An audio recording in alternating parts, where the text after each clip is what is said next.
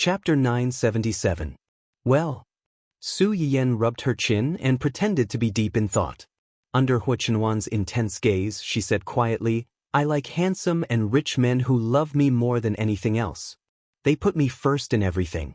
They will give me a small garden, an island, and a villa. When I am tired from walking, they will carry me on their back. When I am sad, they will try their best to make me happy. When I am scared, they will hug and comfort me. As long as it is related to me, it is no small matter in his eyes. Oh, by the way, Su Yiyan looked up with a smile when she said this. This person must have the surname Hua and be the father of my child. The more Hua Chenhuan listened, the more he felt that something was wrong. By the end, the tips of his ears had uncontrollably turned red. How could he not tell that Su Yiyan was coaxing him? Su Yiyan saw the change in his expression. She rolled her eyes and asked knowingly, Are you not angry anymore? Hua Chenhuan glanced at her meaningfully but did not say anything. Su Yiyan stood on her tiptoes and kissed him on the cheek. How about this? Only then did Hua Chenhuan reluctantly reply. Su Yiyan was angry and amused at the same time. She did not expose Hua Xiaoheng's secret happiness.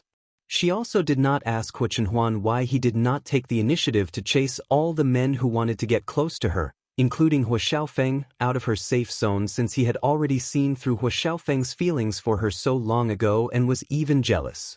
She could not ask. The only thing she could ask was that at that time, his leg did not allow him to bravely pursue her like all the other healthy men. He could only secretly suppress his jealousy and suffer internal injuries. Su Yiyan's heart ached for Hua Chenhuan, but she was still very angry. She was not angry at Hua Chenhuan, but at the people who had caused Hua Chenhuan's tragedy. Hua Chenhuan seemed to sense Su Yiyan's emotions. He hugged her and whispered, I'm sorry. Su Yiyan sniffled and said gloomily, Why are you apologizing? I should have been more courageous when it came to you. I should have found a way to meet you after you rejected that man and confirmed my feelings for you. I should have told you how I felt about you.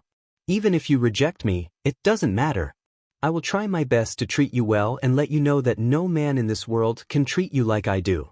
The one thing that Hua Chenhuan regretted the most over the years was that she knew what kind of person Hua Xiaofeng was and that he was not good enough for Su Yiyan. However, because of her subtle inferiority complex and shameful thoughts, she did not step in to stop their marriage in time and gave Hua Xiaofeng a chance to hurt Su Yiyan. When Su Yiyan heard what he said, her tears immediately turned into laughter. What nonsense are you talking about? It was not that she had never thought that if Hua Chenhuan had expressed his feelings to her earlier and stepped in to stop her marriage with Hua Xiaofeng, everything would have been different. However, after thinking about it, she realized that if Hua Chenhuan had really done that, perhaps her marriage with Hua Xiaofeng would not have been successful. However, she had not experienced the things of her previous life. She had followed Hua Chenhuan as a ghost and watched him do so many things for her. She had gradually understood this person and fell in love with him. Perhaps, she would not have chosen to be with Hua Chenhuan at that time. It could only be said that no one in this world could predict the future. Even if you felt that there were many things that you regretted, you would realize that everything had been arranged when you looked back. Rashly changing things might not really go as you wished and create the good karma you wanted. Chapter 978. Su Yiyan lay in Hua Chenhuan's arms to calm himself down. Then, he asked tentatively, Can I ask you a question? What is it? You just said that when your father was seriously injured in an accident and hospitalized, you removed his oxygen mask with your own hands. What happened? Although Su Yiyan had never met Hua Chenhuan's father, he could tell that Hua Chenhuan loved his father very much from the way he talked about his father several times. If that was the case, how could he kill his father with his own hands? There must be some hidden story behind this. After Su Yiyan asked the question, he carefully looked at Hua Chenhuan. He seemed to feel that this topic was a little cruel. He couldn't help but back out. It's okay if you don't want to talk about it. There's nothing that can't be said. As soon as Su Yiyan finished speaking, Hua Chenhuan said, Have I ever told you that during that accident, my father tried his best to protect my mother? But sometimes, God likes to joke around. My father was seriously injured, but in the end, it was my mother who died first. She didn't make it to the hospital. My father was seriously injured at that time. When he woke up, several days had passed. I had just woken up not long ago. When I learned that something had happened to them, I struggled to find them. What I got was the news of my mother's death and the bad news that my father was still in danger. When Huo said this, his hands began to unconsciously clench. Seeing this, Su Yan quickly reached out to touch the back of his hand and comforted him in a low voice. It's okay. I'm here. I'll be with you. With Su Yan's comfort, Huo's mood improved a little. However, his tightly clenched hands still didn't relax. I broke down. I ran to find him like crazy, but I never thought that the first thing he did when he saw me was beg me. Beg you? Beg you for what? He begged me to remove his oxygen mask. Why? Su Yan was stunned. She never thought that a father, and a father who loved his child very much, would make such a request to his own son. He already knows, or rather, feels that my mother is no longer alive. He loved my mother too much. He couldn't accept not having my mother by his side for the rest of his life. Moreover, he was seriously injured at that time. His internal organs were bleeding, and all his indicators were in the danger zone. He could die at any time. Even if he's lucky enough to be saved, he won't be able to live for more than a few years. Furthermore, he'll be tormented by illness for the last few years. It'll be very painful. So, you agreed to his request and helped him remove the oxygen mask. Yeah. Huo responded in a low voice, forcing a smile on her face. Now you know why Huo Xiaofeng was so afraid of me, right? No matter how many times he called me a cripple behind my back, he didn't dare to refute me in front of me. He was afraid that I would do something to him. They all knew that I killed my father with my own hands. They thought I was crazy, but they couldn't kill me, so they could only stay away from me. They were afraid that I would kill them one day, just like how I killed my father. Stop it. Stop it. Su Yan hugged Huo tightly and cried even harder than before. Although she could understand her father's decision and could imagine how much he loved his wife back then, she could not help feeling angry and resentful towards him.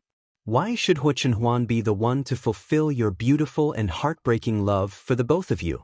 He was only a child back then. Why did he have to bear such a burden? Why was she so cruel to him? Chapter 979. Huo was a little overwhelmed by his wife's sudden outburst of emotions. He patted Su Yan's shoulder with heartache and didn't know whether to laugh or cry. He said, "You were the one who asked first. Why did you cry even harder than me after hearing it? If someone saw this, they would definitely think that I bullied you." "Yes, you bullied me." Su Yan wiped her tears on Huo's shirt and said miserably, "Why are you so stupid? He asked you to do this, and you did it? What will others think of you if this gets out?" It could be seen from the strange reaction of Huo's family that those who knew the inside story might not necessarily understand Huo's actions, let alone those outsiders who only cared about the results and never cared about the inside story. They were good at using their own ideas out of context. At that time, perhaps Zheng Qianyang was suppressing him, or perhaps Huo was worried that this matter would get out and the stock price of the Huo group would plummet, which would hurt his interests. If this matter got out, it was very likely that it would become a sharp weapon for Huo to bring down Huo and make him unable to make a comeback. However, Zheng Qianyang's power at that time was really not something that Huo could compete with. If Huo dared to expose this matter and make Huo lose everything, Zheng Qianyang could turn around and make him spit out as much as he had eaten, leaving him with nothing. At the thought of this, Su Yan felt lucky and distressed. Although the rumors outside were hurtful, no matter how hurtful it was not as painful as when Huo made up his mind to help his father. That was his most beloved father, who was once regarded as a towering mountain and omnipotent. In the end, he died in his hands and watched him slowly die. If it were her, she was afraid that she would be traumatized. It's all in the past. He was obviously the one who was hurt the most in this matter, but now he had to turn around and comfort the person who was sad for him. Su Yan's tears were about to stop, but after hearing what he said, they started flowing again. Seeing this, Huo felt both heartache and helplessness. She said hoarsely, "Yin, actually, I used to be jealous of you. Jealous of me? Hua Chenhuan did not say anything. She lowered her head and stared at Su Yan for a long time. Hua Chenhuan was not lying. He was indeed jealous of Su Yan. They were both a family of 4, but the Su family situation was indeed many times better than the family Hua's. Su Yan was the darling of everyone in the family. Her parents loved her dearly, and her brother doted on her very much. There had never been a situation where they hurt each other because of competing for attention. During the most bitter period, Hua Chenhuan's heart was filled with ruthlessness. Because of this jealousy, she even thought of destroying her. Why was he in so much pain, living in a dark hell every day, suffering both physical and mental torture? No matter how hard he struggled, he could not be saved, but she could be so happy. He wanted to pull her down to be with him, but the last trace of rationality in him told him that if he really did that, his world would really fall into darkness and be bleak for the rest of his life. Therefore, the reason why he did not dare to get close to Su Yan was partly because he felt inferior, and partly because he was worried that he would lose control and unconsciously hurt her. Su Yan did not wait for Hua Chenhuan's reply, but she could roughly guess what he was thinking. She sniffed and said, "It's okay. You don't have to be jealous now. I'm yours, and everything I have is also yours. My family is your family, and my family is also your family." Chapter 980. Hua Chenhuan looked straight into Su Yan's big eyes, which were full of seriousness and affection. He smiled slightly and said solemnly, "Thank you." Su Yan was a little confused. "Thank me for what?" "Thank you for being willing to marry me. Thank you for being willing to share your family with me. Thank you for being willing to work so hard to give birth to a baby for me." Su Yan blushed when she heard what he said, but then she seemed to think of something. She reached out and hugged Hua Chenhuan's neck. She smiled and said, "I think it's too lonely to have only one baby, Zai Zai. Why don't we work harder and give him a younger brother or sister?" Su Yan liked children, and she was the youngest in the family. Although the elders liked her, there were not many people of the same age around her. The children of the collateral branch were only 2 or 3 years younger than her, but most of them were very strange. Su Yan didn't like to play with them. She had hoped to have a younger brother or sister of the same age to play with her since she was a child. She didn't realize this wish, so she put her hope on her baby. She wanted to have another child, whether it was a boy or a girl. She wanted them to accompany each other and have a warm, happy, and worry-free childhood. Hua Chenhuan didn't agree with Su Yan's proposal. Thinking of Su Yan's various discomforts during her pregnancy and the helpless situation outside the delivery room when she gave birth, Hua Chenhuan didn't want Su Yan to suffer again. One is enough. Now many families don't have one. It's troublesome to have too many children. Su Yan looked up at him pitifully. "Don't you like the baby?" "Hua Chenhuan, it's not that I don't like it. I just don't want you to suffer again. But I don't think it's so hard to have a baby. On the contrary, I enjoy it. When I'm pregnant, I can stay at home and do nothing. You would accompany me and take me out for a walk every day. When I was tired, you would massage me. When I felt uncomfortable, you would hug me and comfort me. When my feet were swollen, you would soak my feet every day and coax me to sleep. You would spoil me like a little princess." Hua Chenhuan couldn't help laughing. "What you said, even if you weren't pregnant, I could still do it for you. But that's different. What I mean is that it's more satisfying to enjoy these things while pregnant. It feels like our family is firmly leaning against each other and will never be separated." Hua Chenhuan lowered her head and touched Su Yan's forehead. She did not object to Su Yan's suggestion, but she did not agree to it directly either. "Xingxing is still young. If we ask for another one now, we might neglect him." Su Yan was slightly startled, and his gaze wavered. "Besides, you just gave birth not long ago. It's not good for your health to continue giving birth. I'm not against having another child, but now is not a good time." Su Yan pondered for a moment. She had to admit that Hua Chenhuan's words made some sense. She pursed her lips and said disappointedly, "Okay." Hua Chenhuan couldn't help laughing when he saw her like this. He said in a hoarse voice, "We can have another child in the future, But there's something we can do now. W. Before Su Yiyen could finish her words, she was kissed by someone who lowered his head. The rest of the words were swallowed into the stomach by someone, and he didn't have a chance to speak again for the rest of the night. People say that what you think about during the day, you dream about it at night. Huo Chenhuan hadn't had this dream for a long time. After experiencing a series of shocks such as paralysis of the lower body, the death of her mother, and personally pulling off her father's oxygen mask, Huo Chenhuan had seen a psychologist for a long time. Chapter 981. During this period of time, he basically had the same nightmare every night. In his dream, he was back in the cramped intensive care unit. He was in a wheelchair as he looked at his father, who was wrapped up like a mummy. He wore an oxygen mask and had all sorts of machines attached to his body. Huo Chenhuan was a stranger to her father, especially when she was in her teens. Huo Chenhuan was no different. Back then, he still had the naivety of a young man and regarded his father as a hero who could hold up the sky for him. Now that he had fallen, Huo Chenhuan's world had collapsed as well. Huo Jinyan noticed Huo Chenhuan's arrival and moved his lips under the oxygen mask. Huo Chenhuan leaned closer and heard him asking about his wife's whereabouts. Your mom. Your mom. Huo Chenhuan's heart wrenched. However, she tried her best to remain calm and forced a smile. It's fine. Mom is fine. Dad, take care of yourself.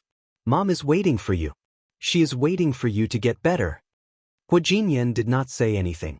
He looked at Huo Chenhuan deeply for a long time before he said, Don't lie to me. I know, your mom is gone.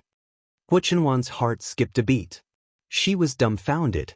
After some time, she composed herself and hurriedly said, No. Dad, who told you that? Mom is fine. She is fine. No one told me. Huo Jinyan struggled to speak. His face was ashen, and he looked like a withered tree that had lost all signs of life.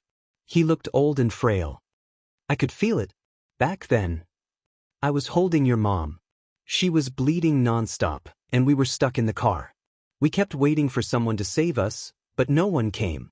Later, your mom fell asleep. I kept calling her, but she didn't respond. I could feel people coming and going. They separated us. I wanted to hold on to her, but I couldn't. I knew she was leaving. I couldn't stop her. I couldn't stop her. Huo Jinyan's speech was intermittent and was not as coherent as he usually was. When Huo Chenhuan heard the gist of it, her nose started to sting. Zheng Qianyang still didn't allow him to see his mother for the last time. When he returned with Zui Yanbai and the others, he knew that his mother's death wasn't any better than Zui Yanbai's. Huo Chenhuan wanted to go and take a look, but he was also afraid to. This was his subconscious avoidance. It seemed that as long as he did not go, he could deceive himself that his mother was still alive. The woman who loved him the most, who doted on him the most, who always looked at him with a gentle smile, was still there. I couldn't make her stay, so I could only go with her. Huo Jinyan turned to look at Huo Chenhuan with a strange eagerness in his eyes. Chenhuan, do you understand me? It's too lonely for your mother to walk alone. Daddy wants to accompany her. I can't let her walk alone. Huo Chenhuan did not understand what her father meant, but she was still shocked. Dad, what did you say? Mom is all ready. How can you accompany her? Huo Jinyan did not say a word. Instead, he looked at his youngest son, who was also his only son, with a conflicted expression. Perhaps he knew that this was too cruel for a teenager, but he had no other choice. Only Huo Chenhuan could help him at a time like this. Huo Chenhuan was also the only person he could trust. Instead of living in such a painful half-dead state, it would be better to end all troubles and leave with his wife. Chapter 982. Chenhuan, are your legs in pain? Huo Chenhuan was stunned. His eyes turned red instantly. He looked like a child who had finally found a safe haven after being bullied. He showed all his vulnerability and sadness to his closest family. Yes. It hurts a lot. Daddy is in pain too. His hands and feet hurt. His whole body hurts, but his heart hurts the most. Daddy and Mommy love you the most. You can't bear to see me suffer like this forever, right? Hu Chenhuan's face was as white as a sheet. Tears rolled down his cheeks uncontrollably. He instinctively wanted to retreat. He wanted to escape from the room and the man on the hospital bed who looked like a complete stranger to him. However, he could not control his hands. It was as though he had been bewitched. He touched the transparent oxygen mask with trembling hands and moved it away from his father's face under his father's encouraging gaze. Hu Jinyan's life was still in danger due to the bleeding in his organs. Now that he had lost the oxygen mask, his breathing gradually quickened and became weaker. Less than a minute had passed, but Hu Chenhuan felt as though a lifetime had passed. Asterisk clang. Asterisk Hu Chihan and Hu Jinyan stared at Hu Jinyan in horror. They had brought a bunch of things over to visit Hu Jinyan. Hu Chenhuan turned his head and met their shocked and terrified gazes. It was as though they had seen a terrifying monster. After the things fell to the ground with a loud thud, everything seemed to come to an end. Boundless darkness instantly engulfed Hu Chenhuan's vision. Hu Chenhuan, who had regained some of his consciousness, instinctively clenched his fists when he saw the familiar darkness. He knew very well what would happen after this. Even the psychiatrist had no idea what would happen after this. Everything would come to an abrupt end. That was because the nightmares that he had repeated countless times would end with his father's ashen face after the oxygen mask was removed and his mother's bloody body after the car accident. What was even more frightening was that his mother, who he used to love the most, would turn around and question him with a ferocious look on her face after discovering his existence. Why did he kill his father with his own hands? As the main culprit, his father, who had instigated him to make a move, was only silently guarding behind his mother, giving him a sinister and twisted smile. Every time this happened, Hu Chenhuan would wake up from her sleep and sit with her eyes wide open for the whole night, unable to fall asleep again. This time, he learned his lesson and closed his eyes before the two of them appeared. However, the expected questioning and cursing did not appear. Instead, a hand appeared, a warm hand that Hu Chenhuan was incomparably familiar with. That hand fell on his head and gently stroked his hair. In an instant, Hu Chenhuan was pulled back to his childhood, when the three of them went up to the mountain villa for a vacation. In the garden that his father had painstakingly built, his mother would always let him lie down and rest his head on her lap. She would caress his head from time to time and sing a melodious lullaby. "Mom." Hu Chenhuan couldn't resist the temptation and opened her eyes. What entered her eyes was the familiar gentle smile of the woman. "Child, you've worked hard." Behind the woman was the bright and dazzling sun. It shone on her body as if she was plated with a gentle halo. She was beautiful and elegant, intoxicating. "Don't blame your father. I've already helped you teach him a lesson." After saying that, the woman turned her head and looked behind her. Hu Chenhuan followed her gaze and saw his father, who was silently watching them not far away. Chapter 983. Hu Chenhuan was familiar with the gentle smile on his face. His hair had turned slightly white, but he was still as tall as a pine tree. It was not the pale and weak man who was lying on the hospital bed on his deathbed. Instead, it was the man whom Hu Chenhuan looked up to in the deepest recesses of her memory. She even saw him as a role model. He was her father. Their appearance was too sudden and unexpected.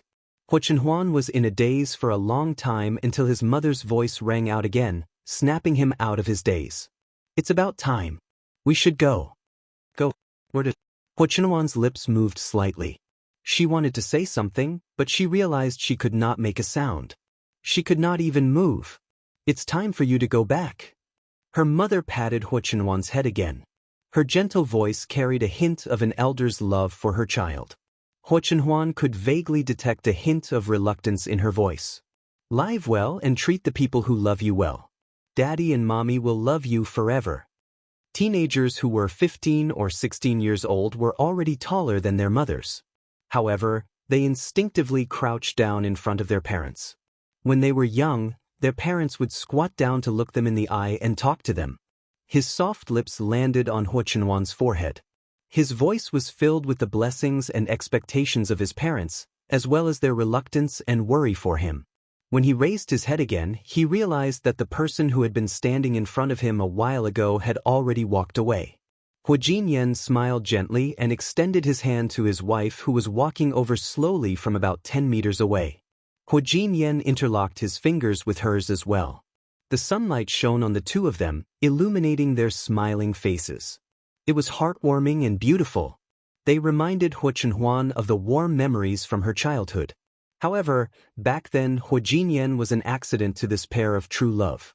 Even if he was occasionally forgotten, he would quietly watch them display their affection for each other. Now, he could only watch as the two of them walked further and further away, disappearing from his sight bit by bit. Chenhuan. Chenhuan. Hu Chenhuan blinked uncomfortably. He looked blankly at Su Yiyan, who was squatting beside him. She looked anxious and helpless. Su Yiyan heaved a sigh of relief when she saw Hu Jinyan waking up. She probed. "Did you have a nightmare?" "Nightmare?" Hu Chenhuan wiped his face and sat up. He recalled what he had seen in his dream and smiled gently. "No, it was a sweet dream." "Sweet dream?" Su Yiyan. Who would cry when they had a sweet dream? She had been by Hu Chenhuan's side for a long time, but this was the first time she had seen him cry so hard. Hu Chenhuan had not been so sad even when she had died in a car accident in her previous life. However, at that time, Hu Chenhuan's heart was like dead ashes. He didn't care about anything. Naturally, he couldn't cry. It couldn't be compared to this. Hu Chenhuan responded in a low voice. He leaned over and kissed Su Yiyan. This successfully frightened Su Yiyan, who was still thinking. "What are you doing?" "Nothing. I just suddenly wanted to kiss you." Su Yiyan glanced at him suspiciously. "Are you really okay?" "Yes." Hu Chenhuan didn't know why he suddenly had this dream. But he had a premonition that this time, they were really far away from each other forever. Recalling what his mother had said in the dream, Hu Chenhuan felt that she must be referring to the people guarding him at this moment.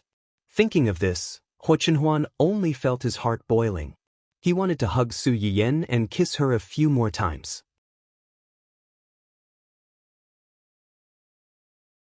Chapter 984. Su Yiyan was creeped out by his stare. Just as she was about to speak, there was a knock on the door, and she could faintly hear her precious son's cries. Su Yiyan's attention was instantly attracted. She left Hu Chenhuan and quickly ran out. The moment the door opened, the little boy, who had already cried with snot bubbles, burped at the right time. He looked miserably at his mother with tears in his big eyes. His pitiful little eyes directly hit Su Yiyan's heart, making her surrender on the spot. She reached out and hugged him into her arms. "You go first. I'll coax him." The nanny was relieved. She nodded and left. Su Yiyan took the child into the room. The little guy was really picky. Previously, when the nanny carried him, he was crying with snot and tears. As soon as he entered Su Yiyan's arms, although he still sniffled and trembled, at least he did not cry anymore. Su Yiyan put the child on the bed, face up. She reached out and touched his little belly to make sure that he was not crying because of hunger. She lifted the diaper to take a look. It was dry and clean, without any trace of wetting. "You only know how to torment your father and me." After Su Yiyan finished speaking, she still did not vent her anger and patted her son's chubby little butt. The little boy seemed to understand his mother's words. He cried out, showing his tender teeth. He also tried to reach out his little short hands to hug Su Yiyan's fingers and acted like a spoiled child. Su Yiyan's heart melted after his teasing. How could she still be angry? Hu Chenhuan saw that his wife's attention was all attracted by the little boy. He said sourly, "You spoil him too much." The nature of mother and son was a very strange thing. Su Yiyan did not spend much time at home. The child spent most of his time with Uncle Zhang and the nanny, but the child was especially clingy to Su Yiyan. As long as she was at home, she had to feed him in the morning and at night. Otherwise, he would throw a little tantrum and cry. Hu Chenhuan had long been displeased with this little guy who occupied his wife's free time. His wife had suffered so much when she was pregnant with him. When she finally gave birth to him, she still had to take care of him every day. She didn't even have time to be alone with him. Occasionally, when the two of them shared a bed and wanted to hug each other, The little guy would howl so loudly that the nanny had no choice but to carry him to Su Yiyen for help. It was more accurate than a radar. The result of his disturbance was that the original two-person world would be forced to become a harmonious daily life of a family of 3. Hua Qinhuan's initial expectations and soft-heartedness towards the little fellow had completely turned into disgust and vigilance after he had stolen Su Yiyen's attention time and time again. If she had known earlier, she wouldn't have wanted a child so early. How was he here to be their son? He was clearly here to collect debts. At this moment, Hua Qinhuan suddenly understood his father's mistake of leaving him outside and forgetting to pick him up. Now, he also really wanted to pack this little bastard up and throw him out. He would pick him up after a year and a half. That was why it was said that parents were true love, but children were all accidents. Little Xingxing seemed to have heard his old father badmouthing him. He glanced at him with his big eyes and suddenly snorted. He turned his back, not wanting to see this bad father who was badmouthing him. In the end, because he was too small, he could not turn over completely even after a long time. Finally, when he was about to turn over, Hua Qinhuan stuck out a finger and poked him back to his original position in a particularly annoying manner.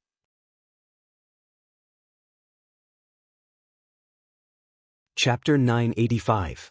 Victory was right in front of his eyes, but he was beaten back to square one. Moreover, this person was the culprit of his quarrel. The little guy was full of grievances. Finally, he could not help but pout and burst into tears. Seeing this, Su Yen slapped away Hua Qinhuan's hand and picked up the child. At the same time, she rolled her eyes at a certain someone, as if to say, childish. Hua Qinhuan. He really could not control his hand that wanted to hit and bully the child. What should he do? Because of this little episode in the morning, little Xingxing did not forgive his father who liked to bully him even after Su Yiyen and Su Yiyen finished their breakfast. He refused to be carried by him and was taken away by the nanny and Yuan Yuan. When Su Yiyen saw this scene, she felt sympathetic and amused. She gloated and said, "You deserve it. Did you really think that you could bully a child who did not know anything?" Although their baby was young, he was very vengeful. Hua Qinhuan. It was bad enough that he was despised by the little guy, but he was also ridiculed by his wife. It was really too difficult for him to be at the bottom of the family food chain.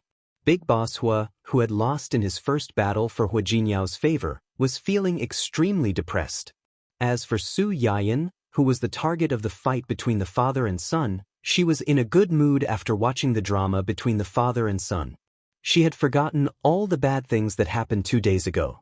And this good mood continued until the stores and companies under her name started to send in good news one after another. Su Yiyen took the opportunity to invite people to her house for a barbecue to broadcast a few practical small medicine packs. Not long after the broadcast ended, the small medicine packs went online on time in the physical store. Except for some people who lived close to the store and did not have much free time to eat the ready-made medicine packs in the store, most people chose to buy the medicine packs and make them at home. Some people who lived far away and could not eat or buy the medicine packs in the store personally had relatives and friends in the local area. They could ask them to buy the medicine packs and send them over. Their relatives and friends, as well as themselves who were not in the area, could only watch as buyers flooded the social circles one by one, while they could only drool through the screen. These people quickly joined forces and swarmed over to Su Yiyen's live streaming account and the store's public account to leave messages asking to open an online store. The people in the shop couldn't make the decision, so they simply reported it to Su Yiyen. It just so happened that Yi Qiliang and other researchers saw that her medicine packs were selling well and had good reviews, so they wanted to take this opportunity to work with her and promote some simple and practical Chinese medicine prescriptions and medicine packs. Su Yiyen did not have any objections to this. She was willing to cooperate if she could benefit the public without harming her own interests. Su Yiyen would be considered a shareholder of the technology. After he gave them the recipe, he would leave the rest of the work to others. He would just be a shopkeeper who didn't have to do anything and collected the money leisurely. In addition to this matter, there was finally a new development in Ding Juxi's marital-extramarital affair. Did Ding Juesi and Hai issue an announcement to clarify things? How did they clarify things? How else can they clarify things? Xia Junxing recalled Hai Yi's extremely perfunctory clarification and really felt that it would be difficult for Ding Juesi to survive this time. Just say that they are just colleagues working in the same production team. The intimate actions that were filmed were just part of the script, and they were just rehearsing.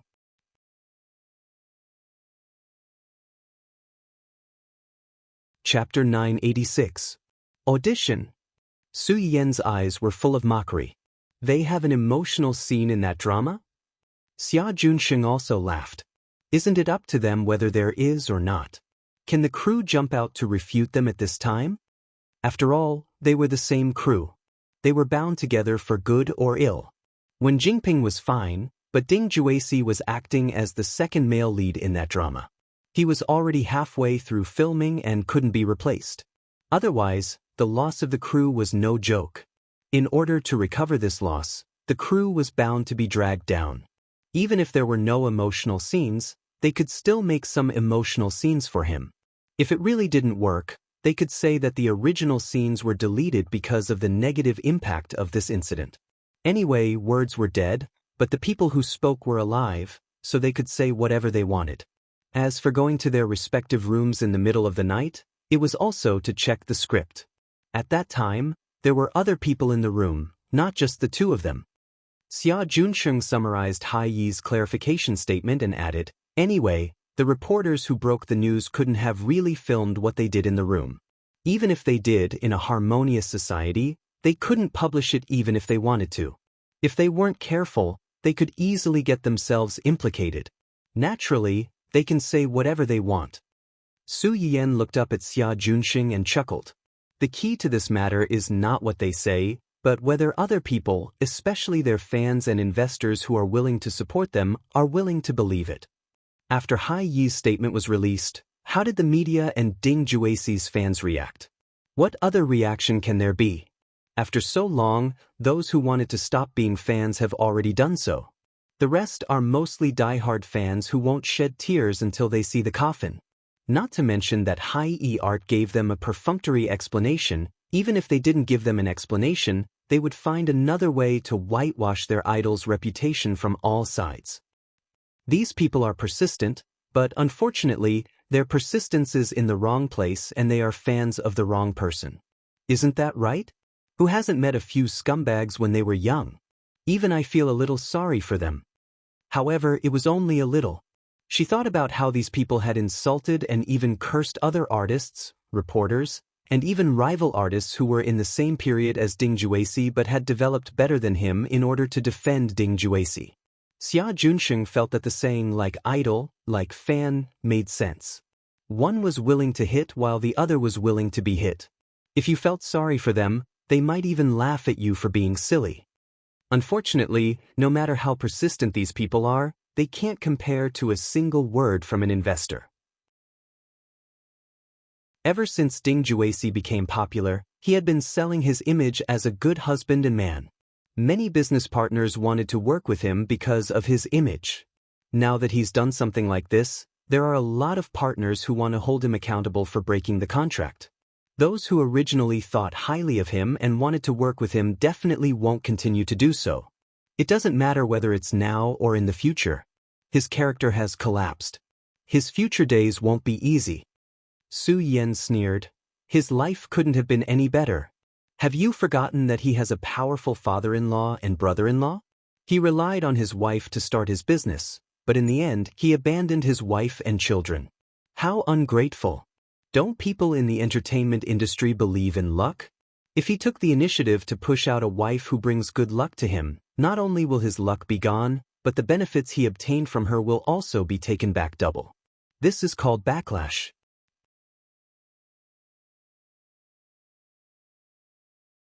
Chapter 987. Su Yiyen seemed to have thought of something when she said this.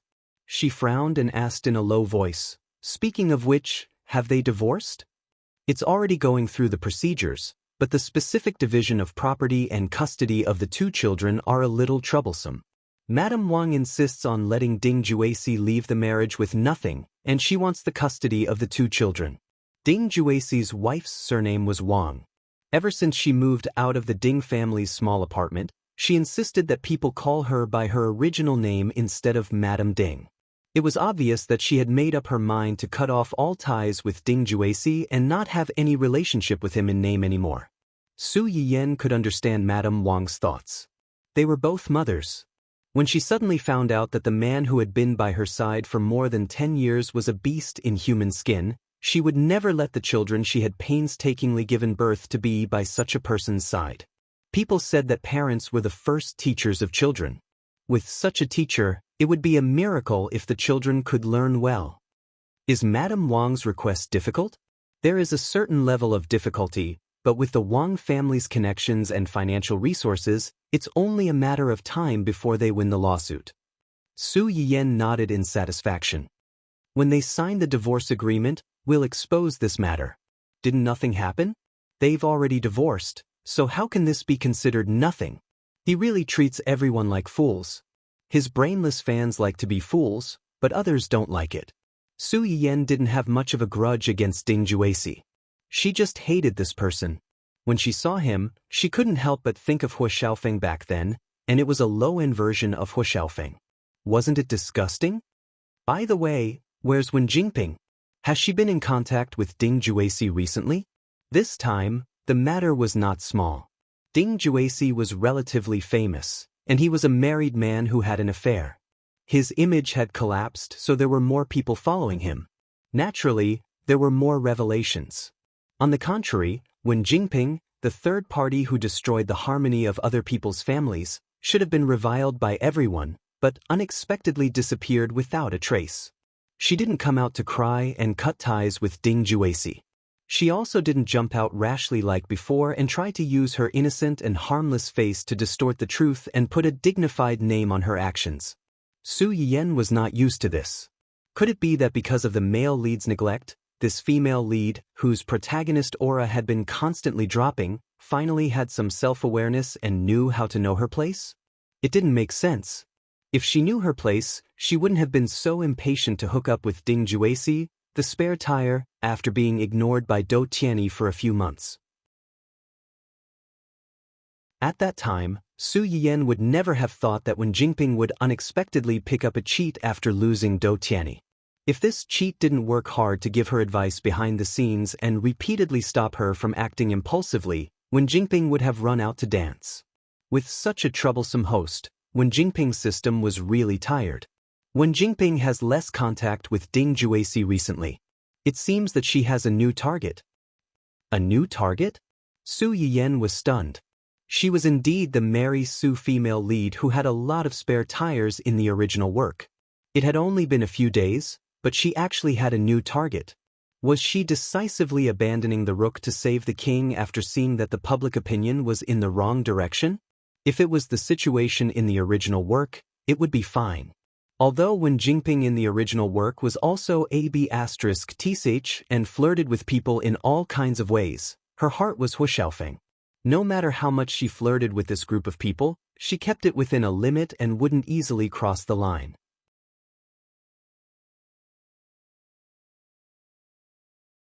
Chapter 988. Most importantly, she flirted with people one by one, capturing an important supporting male lead at a time, making them unswervingly loyal to her without any complaints. Even after discovering each other's existence, they would still silently sigh. She was such a good person, it was natural for so many people to like her. Weren't they also one of the people who silently protected her and liked her? It was a pity that they weren't the lucky ones to be chosen. When Su Yiyan saw it, she was quite shocked. She felt that these spare tires were really poisoned by the female lead's halo, each one more insane than the other. The current situation was very different from the original work. She hadn't even captured a supporting male lead, yet she turned around and flirted with another supporting male lead. She played the spare tires to the fullest. Was she really not afraid of screwing up? Su Yiyan rubbed her chin and pondered for a moment. She smiled and asked, "Who is her new target?" "It's the male lead of the drama they're currently filming." "The drama they're currently filming?" The one Ding Juesi introduced her to? Amazing! She entered the cast by relying on her relationship with the second male lead, then turned around and seduced the first male lead. She really has a set of tricks up her sleeves. Xia Junsheng couldn't help but laugh when he heard her words. He echoed, "This Miss Wen's vision and speed in finding her next target are indeed incomparable to ordinary people." The phrase, "finding her next target," could be said to be very appropriate. When Xia Junsheng first found out about Wen Jingping, he was blinded by the series of love and hate between this woman and his new boss and his boss's ex-fiancée. He originally thought that she was a daughter flower that relied on men. He didn't expect that she was actually a man-eating flower, the kind that ate people without spitting out the bones. Once you were targeted by her, you would first be infatuated with her. Without knowing anything, you would be squeezed dry by her. Then, she would abandon you without hesitation and turn to find a new target. Thinking about it carefully, she felt her hair stand on end. The people she targeted were really unlucky for several lifetimes. General Manager Xia sighed in his heart.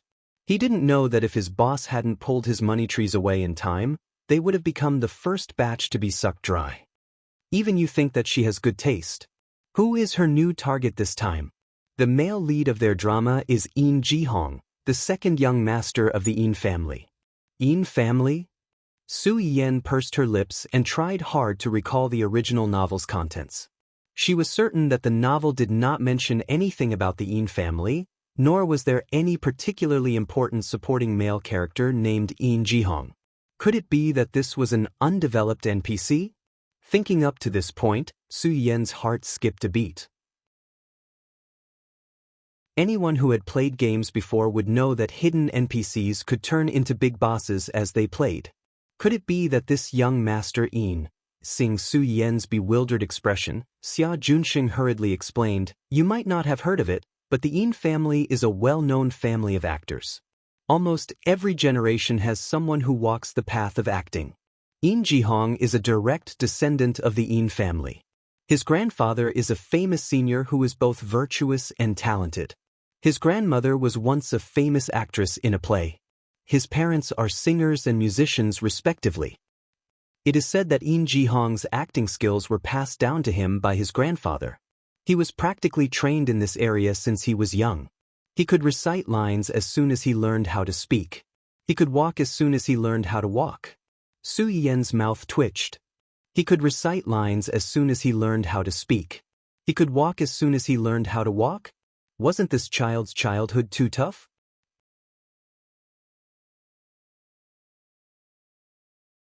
Chapter 989. Imagine eating breakfast and not knowing how to choose from a table of food. The child suddenly said, "I'm picky when it comes to relationships, and you're my type. Can you still eat?" Another example, after washing up at night, you're watching the stars with your lover on the balcony. The child comes out of nowhere and says in a sad and serious tone, "You're watching the snow, the stars, and the moon with him, talking about poetry and life philosophy. Why don't you watch the snow, the stars, and the moon with me, talking about poetry and life philosophy?" Can this couple's romantic little date continue? Another example, when the stairs are slippery and she accidentally slips and breaks her leg, the child suddenly says, "You've only lost a leg, but she's lost her love." Su Yiyan was so scared by her own imagination that she shuddered. She felt that if they were really raised like this, the parents would go crazy before the child went crazy. Xia Junsheng looked at Su Yiyan's expression and knew that she must have imagined something. The corners of his lips curled up slightly, and he laughed softly. Of course, it's just an exaggeration. Who would really teach acting at such a young age? Teaching singing and musical instruments is more reliable. It's said that when young Master Yin first debuted, he walked the path of a multi-talented and modest gentleman. He's proficient in all kinds of rare musical instruments and has a fancy singing voice. His ability is better than some of the male artists in the same period. Su Yiyan raised her eyebrows. Logically speaking, he should be very famous. Why haven't I heard of him before? His family background and connections are there. He's more low-key and doesn't walk the path of popularity. He only acts in a down-to-earth manner and occasionally goes on official variety shows to help promote ancient culture according to the instructions of the higher-ups. He doesn't even do publicity, not to mention scandals and the usual hype in the industry. Su Yiyan muttered, "According to what you said, this young Master Yin is quite Buddhist? Isn't that so? It's a pity that he's been targeted by this woman. It'll be difficult for him to be Buddhist in the future." Xia Junxing seemed to have thought of something when he said this. He frowned and said, "Speaking of which, there's something I find quite strange." "What is it?" According to the information, Yin Jihong initially ignored Wen Jingping and kept his distance from her. He might have even heard some rumors about her. Every time this woman took the initiative to approach him, he avoided her like the plague. But not long ago, for some reason, Yin Jihong's attitude towards this woman suddenly changed. He started to go in and out with her. He even took over Ding Juexi's role as the director. Originally, many actors and actresses in the crew knew about the recent events and were prepared to laugh at the two involved parties. Now that Wen Jingping suddenly has Yin Jihong's support, even if these people are unhappy, they don't dare to mock Wen Jingping in front of her face. They don't even dare to make trouble for her behind her back. After hearing Xia Junxing's words, Su Yiyan frowned slightly. "You're saying that Yin Jihong's first impression of Wen Jingping isn't good. It could even be said that it's very bad. But after the news of Wen Jingping being a mistress in someone else's family, Yin Jihong's impression of her changed. He became appreciative of her and even supported her? According to the information, that's indeed the case." This time, not only Xia Junxing, but even Su Yiyan realized that something was wrong. Could it be that she was wrong? It wasn't that Wen Jingping didn't pretend to be pitiful like before, but that she didn't pretend to be pitiful to the public, but to her new target.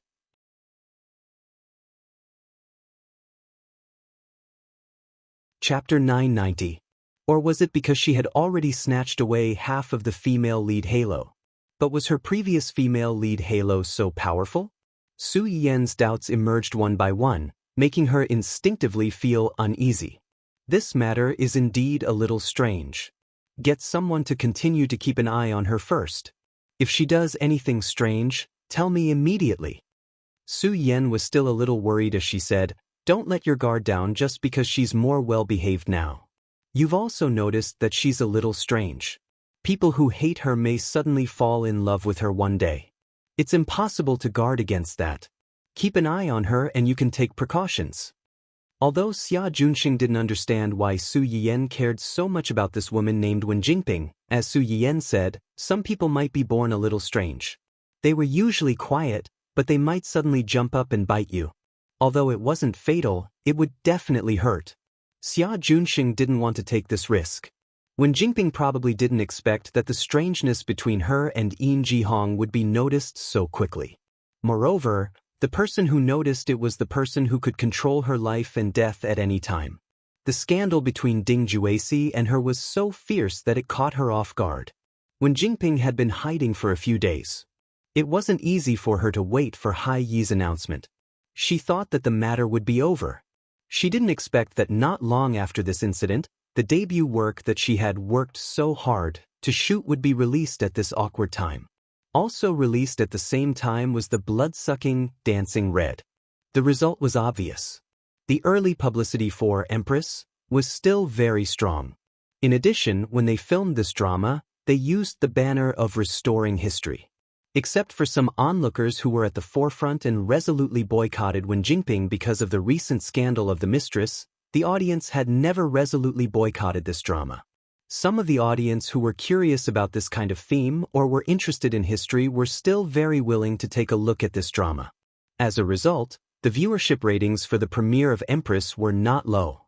The viewers were not easily fooled either. They were attracted by the initial announcement, but what really attracted them to continue watching was the quality of the show. After the first day's episode was broadcasted, the audience discovered that this drama was like many previous dramas that pretended to be historical, but acted out a cliché Mary Sue love story. All in all, it was a huge investment. The clothes were complicated, and the hairstyle was shocking. It looked gorgeous, but it was actually cumbersome. The money invested was all spent on these dispensable props, And the most important thing was neglected. The plot was too harsh, and the acting was too awkward. It was enough to dissuade a group of people from the movie. On the other hand, the advertising investment for the neighboring channels, Red Brave, was not even half of that for Empress. Although it was a lot of investment, it was all in place. In addition, there was Luo Baoging, a dedicated director who strived for perfection. There were no awkward scenes at all. There was also Song Linghua, a technical consultant. Whether it was the young girls or the boys in the crew, they all had to learn how to behave as they filmed. When it came to the appearance of a group portrait, the people of Dancing Red walked in swaying and swaying. Their posture was graceful and dignified. Empress was like going to the market in their hometown. It was a mess, and a mess. It was a foul atmosphere. The difference between them was obvious.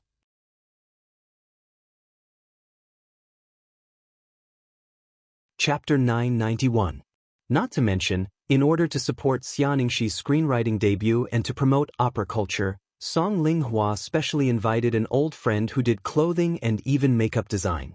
The makeup for the characters in the play was generous and simple, but it was very consistent with the person and even the role positioning.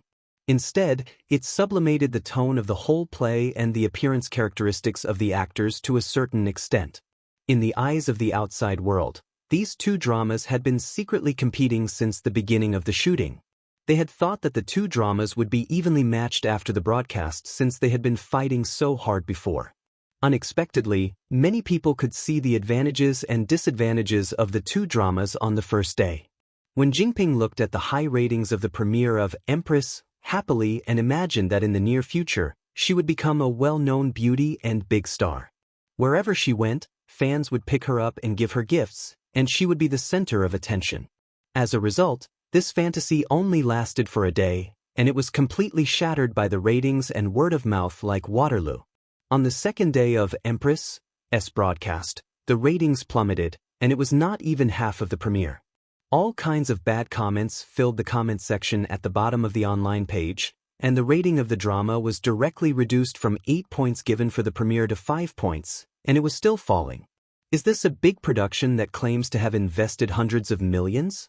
I think this so-called big production is all about these flashy clothes and jewelry, as well as the sky-high salary of the actors. It's this kind of nouveau riche hairstyle that can't wait to pile up into a small hill and pile a box of gold and silver jewelry on the head, and this kind of shadow-style plastic costume that can't be tripped and can't wait to blind your eyes and tell you how rich the crew is.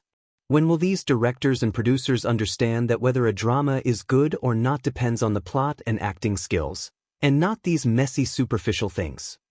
XXX passerby fan, because he also participated in this drama, looked at the makeup photos and clicked on the episode, and was directly blinded by the dazzling. What kind of aesthetic standards do the directors and stylists have now? Do you really think the audience likes your nouveau riche style? Upstairs, I'm also a passerby fan of an actor in this drama. In order to watch him, I endured this strange scene and watched an episode. In the end, I couldn't stand it and was persuaded to quit by the awkward acting skills of a few actors. It hurts my eyes. The director and scriptwriter of this drama are really amazing. Many of the supporting roles are clearly outstanding actors. Even if they aren't considered veteran actors, at least those who have watched their previous dramas know that their acting skills are not bad. At the very least, they won't make the audience fall out of character for no reason. In the end, in this drama, the collective acting skills have gone downhill. Is it the actors who acted half-heartedly or the director who directed half-heartedly? Does no one feel that the lines in this drama are particularly awkward? When I clicked on it, I happened to see the talent show. The lines directly stunned me. She really doubted the scriptwriter's standards. This kind of overbearing CEO line that gave people goosebumps had stopped being popular hundreds of years ago, okay? Does he really think that he's filming a period drama and all the lines have to follow suit? He's really treating the audience like fools. Other than the ordinary audience who were only attracted by the trailer and publicity, but were dissuaded by the plot and acting skills, The viewers of the premiere were more ancient culture enthusiasts who were attracted by the historical drama that Hai had promoted in the early days. These people had a real affection for ancient culture. Seeing the things they liked being ruined with their own eyes, their reaction was much stronger than the ordinary audience.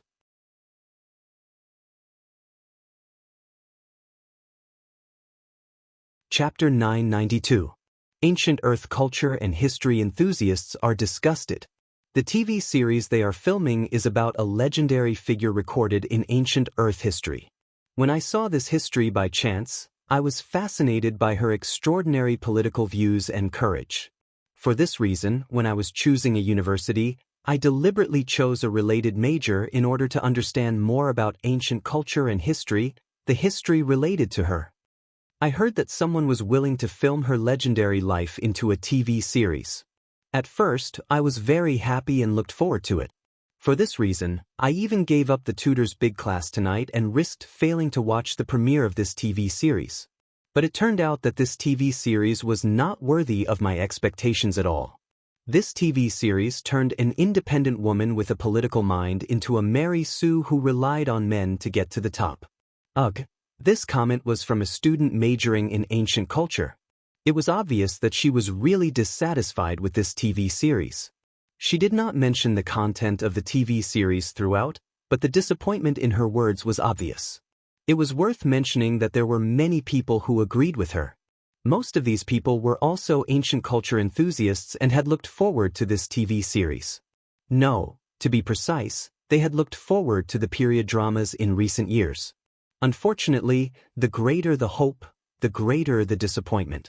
Every time they thought that their bottom line had been lowered enough, the appearance of some TV series would always tell them that their bottom line had to be lowered a little more. Otherwise, they would really be angered to death. After being angered a few times like this, some people became numb, and some people exploded. After the first professional comment with such disappointment appeared, more and more ancient culture enthusiasts joined the team and began to criticize Wen Jingping's TV series from beginning to end. A particularly powerful professional even specially organized a popular science post for this TV series. He specifically pointed out some of the flaws in the costumes, hairstyles, props, and etiquette. He even gave a series of historical arguments, making it difficult for people to refute. After reading his popular science post, many people felt that the TV series was even more plastic. They had spent so much money on it, but the setting was not good, the costumes were not good, the makeup was not good, the acting was not good, and the plot was dragging. So where did all the money go? Did they spend it on publicity to brainwash the audience? That's why, never try to annoy a group, because you never know when your actions will become the fuse that causes them to explode. Once these people joined forces because of this fuse, the energy they could erupt was unpredictable and difficult to resist. Wen Jingping's TV series unfortunately became the fuse for the audience who had been fooled by all kinds of TV series over the years. Even the ratings of her TV series fell to the bottom along with its reputation. But Wen Jingping was so angry that she smashed the things next to her when she saw more than 90% of the negative comments on the TV series and the few popular posts. These idiots, what do they know? A bunch of fools who haven't seen the world. They don't even know about the famous people in ancient times. How dare they criticize my drama? And these so-called ancient culture enthusiasts? Professional? Did he really think that he knew everything after learning some superficial knowledge? All he did was read a few things and he thought that he was amazing. To put it bluntly, he was just a contrarian. Those who can't be seen in real life will only show their existence on the internet. These trash rats bugs.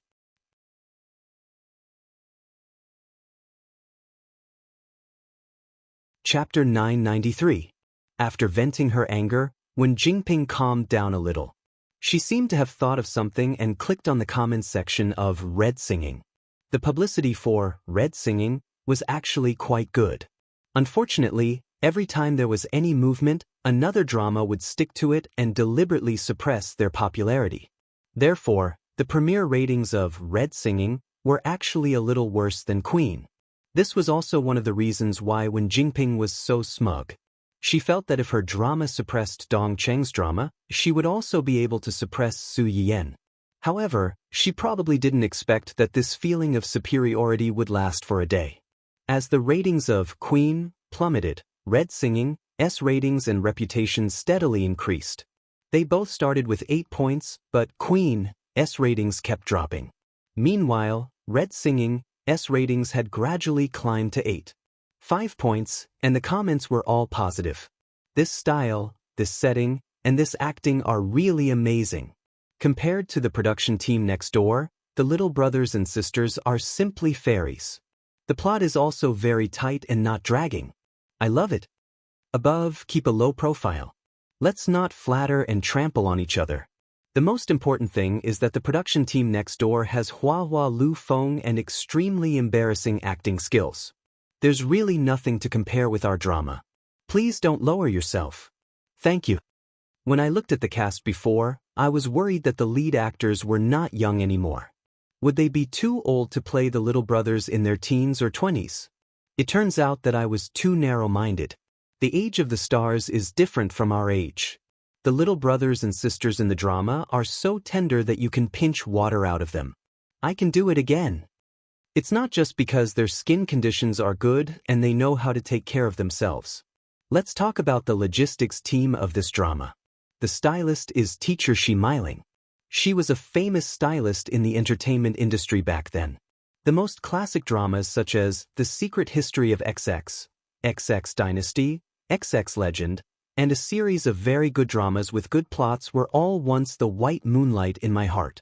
However, later on, she gradually faded out of the entertainment industry and stopped styling people. I didn't expect this drama to be able to invite her.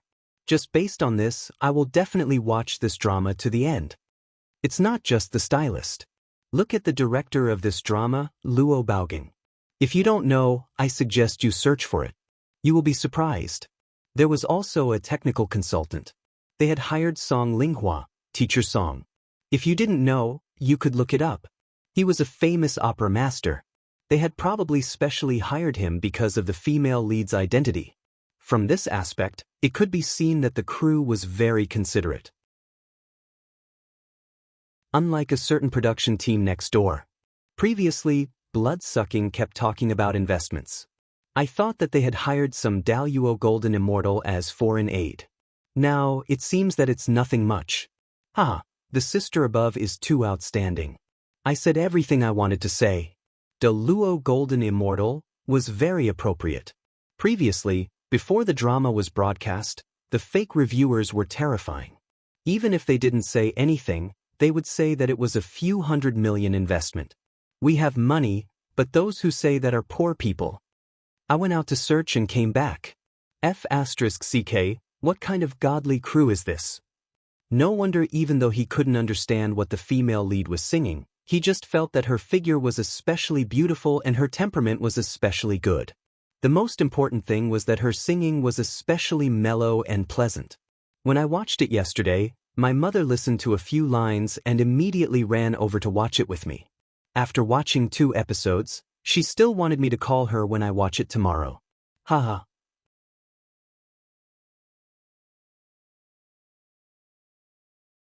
Chapter 994. Previously, when the two companies had a falling out, the earliest example was the directing team.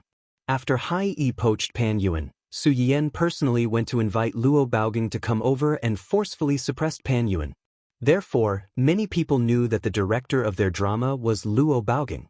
However, if someone didn't deliberately mention the other people behind the scenes, such as the scriptwriter, technical consultant, and even stylist, most people wouldn't pay attention to them.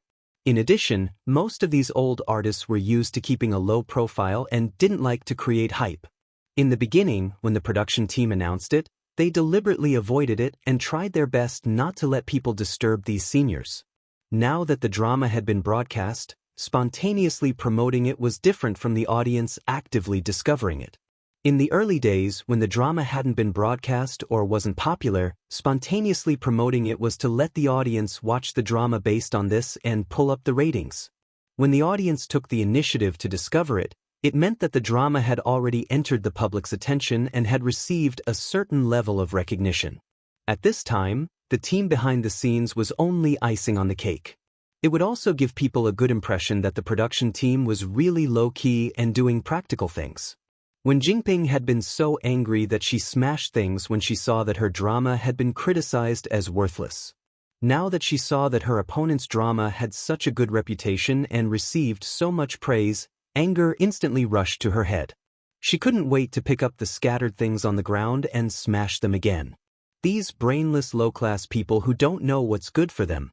What's so good about an actress's drama? It's just sensationalism.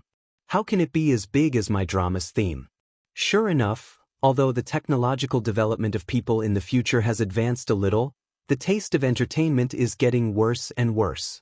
It's not worthy of liking my drama at all. The system in Wen Jingping's mind listened to its host's complaints and wanted to say something, but it didn't.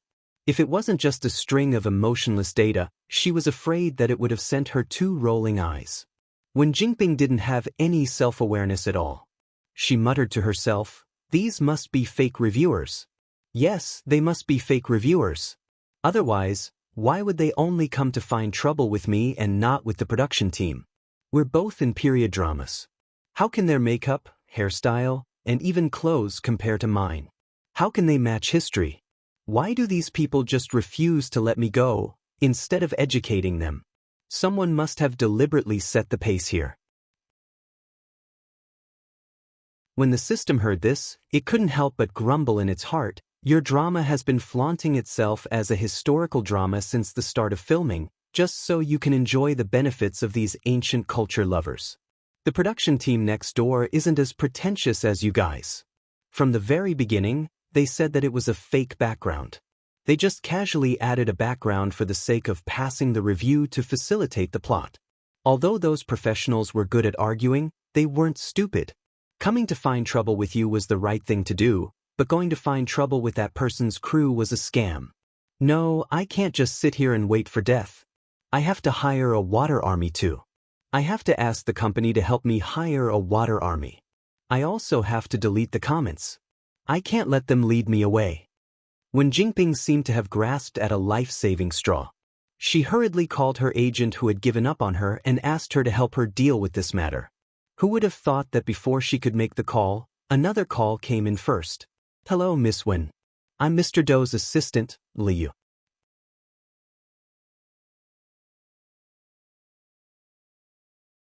Chapter 995.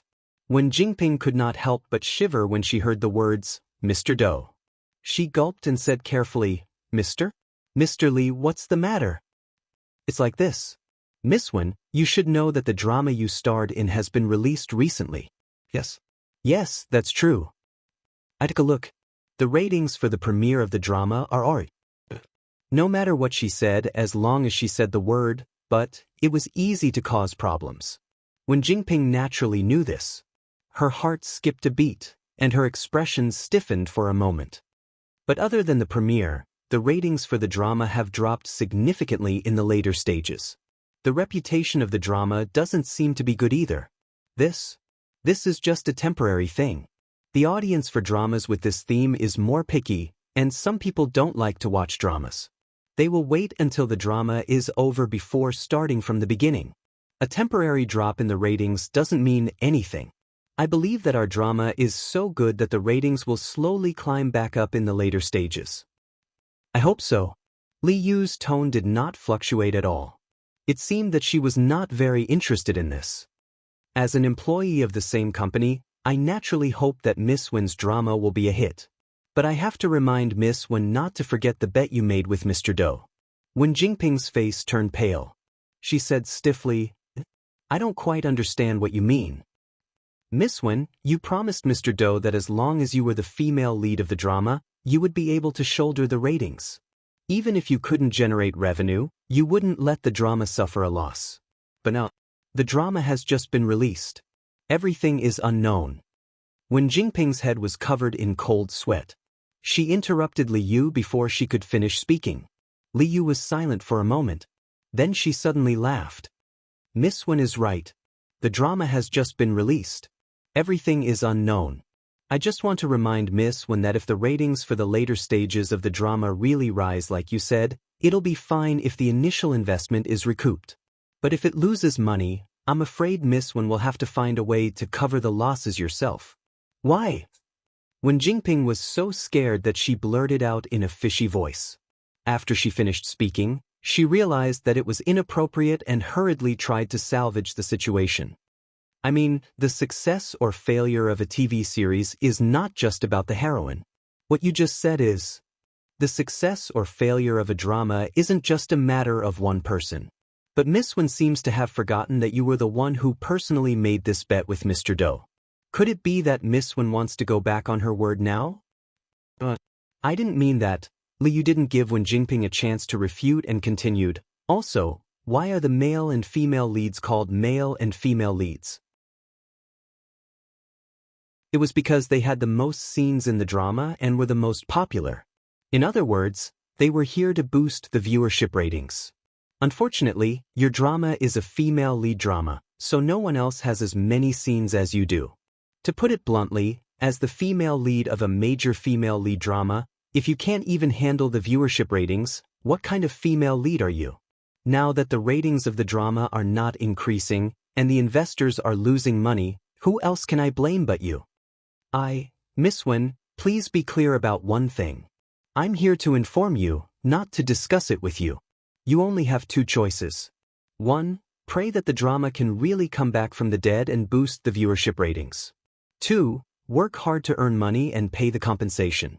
Otherwise, I'm afraid you can't bear the consequences.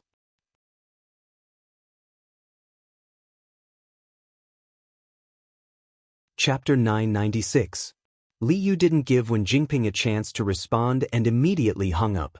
Wen Jingping's face darkened when she heard the busy tone. She tried to hold it in, but in the end she couldn't take it anymore and smashed everything in her hands. After venting her anger by smashing things, Wen Jingping turned her anger to the system. She gritted her teeth and said, "Useless trash, this is your so-called male lead. You still won't let me untie him. Do you want him to kill me?" The system was angered by Wen Jingping's shameless behavior and said coldly, "Host, please understand that the second male lead was chosen by the host. It has nothing to do with the system." Wen Jingping choked and her face darkened. "How many times have I said it? I never chose him. It was you guys who made the decision for me. I don't admit it." The system chuckled and shut up. After that, no matter how Wen Jingping poked it, it refused to talk to her. Wen Jingping complained to no avail and even made herself angry. But when she thought about what Liu had said, Wen Jingping couldn't help but feel afraid. She knew better than anyone else how much money was invested in Immerse. Wen Jingping didn't even dare to think about how much money she would have to pay if the ratings of the show weren't ideal. It was definitely an astronomical figure that Wen Jingping didn't even dare to think about. How could he treat me like this? How could he treat me like this? Wen Jingping hugged her chest and felt cold all over. She couldn't understand how things had turned out like this. Obviously, someone else had latched onto a powerful thigh and wealth was within reach. She, on the other hand, had been running around for so long and didn't get anything. Instead, she got scolded and inexplicably had a huge debt on her back. Why was it like this? Do Tianyi had treated her very well in the beginning. He liked to eat her cooking and personally arranged accommodation for her. He even helped her avoid Hu Xiaofeng's harassment. She was afraid of him, but she was also secretly happy that he treated her differently. But why did it suddenly change? Wen Jingping still could not figure out why Do Tianyi would suddenly abandon her and not even want to see her face. When exactly did the problem start to appear? Come to think of it, every time she thought she was about to succeed, there would be all kinds of accidents. Ding Juesi was one of them this time, and so was Do Tianyi. However, if they really wanted to look into it, it seemed to have started from Hu Xiaofeng. First, it was the talent show. Then, something happened to Hu Xiaofeng's family. Everything seemed to have been forcefully pushed off the original track by a large hand, causing her efforts to be in vain. The culprit seemed to be Hu Xiaofeng's ex-fiancée, Miss Su. Wen Jingping's not-so-smart brain suddenly became smart for once. Thinking about it carefully, Everything seemed to have suddenly changed when Hua Xiaofeng broke off his engagement with Miss Su. After that, Miss Su married Hua Xiaofeng's youngest uncle and easily got a management company. This management company was the main investor of the show she participated in. In order to stay, she had a conflict with the artists of this management company. After that, Hua Xiaofeng was suddenly kicked out of the Hua group and stripped of his inheritance rights. Hua Xiaofeng's youngest uncle's legs suddenly recovered. He took the company back from Hua Xiaofeng's father and kicked him out of the company. According to the system, Hua Xiaofeng originally had the male lead script. How could he be kicked out so easily? Miss Su and Hua Xiaofeng's uncle were definitely suspicious.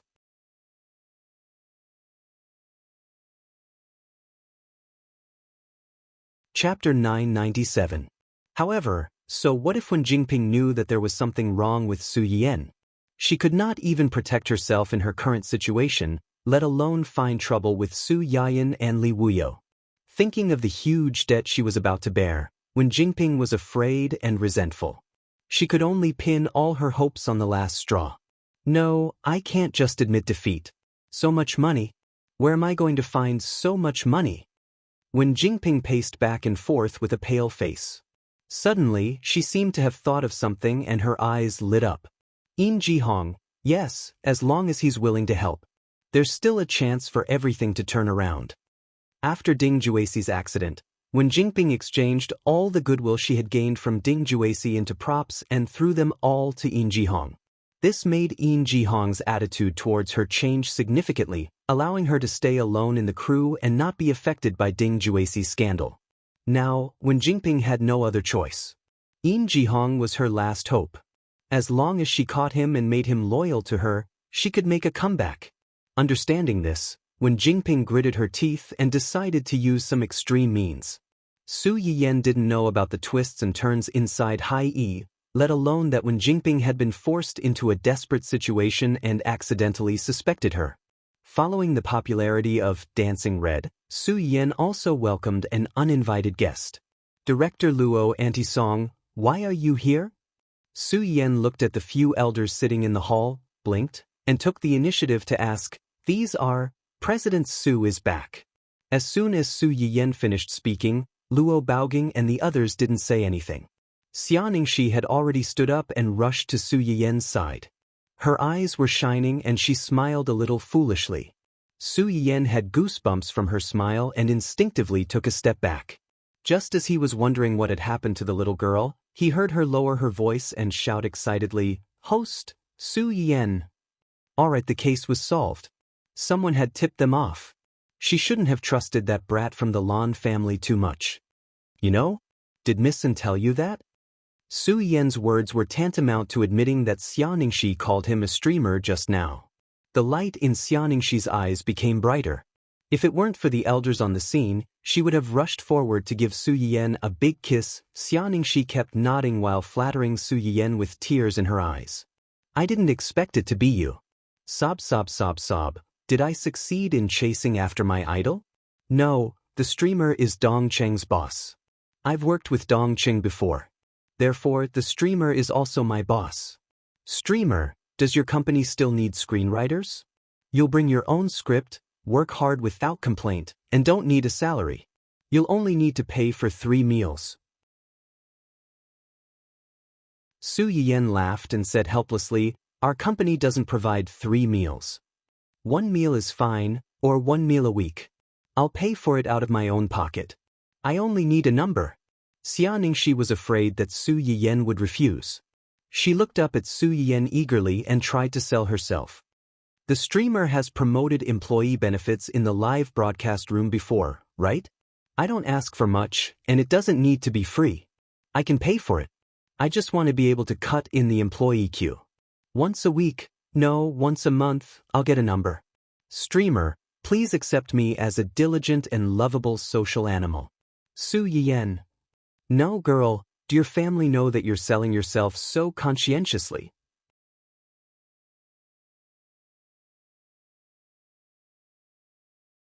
Chapter 998. In the end, it was Song Linghua who took the initiative to speak up and rescue Su Yiyan from the awkward atmosphere of being chased after by fanatical fans. What are you whispering about over there? Why don't you share it with us elders? Su Yen seemed to wake up from a dream. She smiled faintly and looked at them. I'm telling Miss Xia about the drama we've been broadcasting recently. I saw that the reviews online for this drama are very good and the ratings are very high.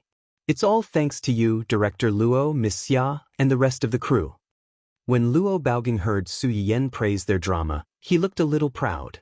However, he said, it's mainly because your company's investment is in place. It's not surprising that it's such a good drama after spending so much money. Director Luo is too modest. Nowadays, it's not like you can make a good drama just by spending money. Let's not talk about the distant ones. Just look at the terrible drama next door.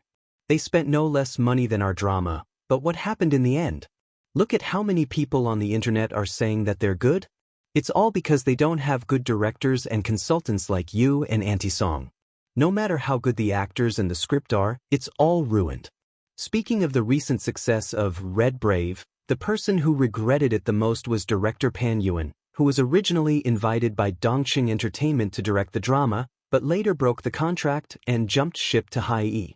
Director Pan initially promised to direct Red Singer, but on the eve of the contract signing, he jumped to Hai and announced that he would direct The Empress. He openly helped Hai to backstab Dongqing. In fact, the reason he was willing to jump ship was very simple.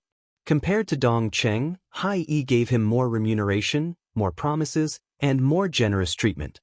However, when he joined the crew, he realized that he had been tricked. Hai did give him more remuneration, but in exchange, the company took away most of his rights as a director.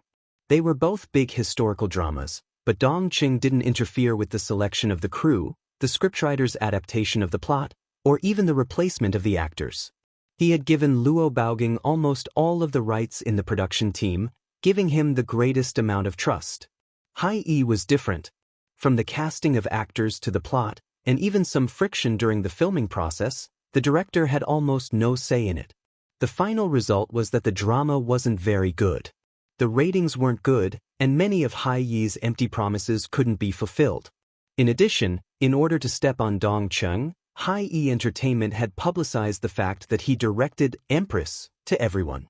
Outsiders might not understand, but insiders could see the knack of it at a glance. It would have been fine if he had done a good job in the drama. After all, people in this industry worshipped the strong and trampled on the weak. As long as you stood at the top, your character was secondary. But the truth was that he had messed up. He had lost all his face. One could only imagine what awaited him in the future. All right, you two can stop flattering each other. Song Linghua couldn't stand the two of them bragging about each other. She pulled her husband aside and glared at him. Let's get down to business. Yes, let's get down to business. After being glared at by his wife, Luo Baoging remembered the purpose of today's visit. He coughed softly and said, "Little Su, we're here today to ask for your help." "What's the matter?" "It's like this. These two are old friends of ours." Song Linghua pointed to the two elders who were about the same age as them and introduced them. One of their juniors had an accident 2 years ago and was injured. We heard about it by chance and thought that you might be able to help her, so...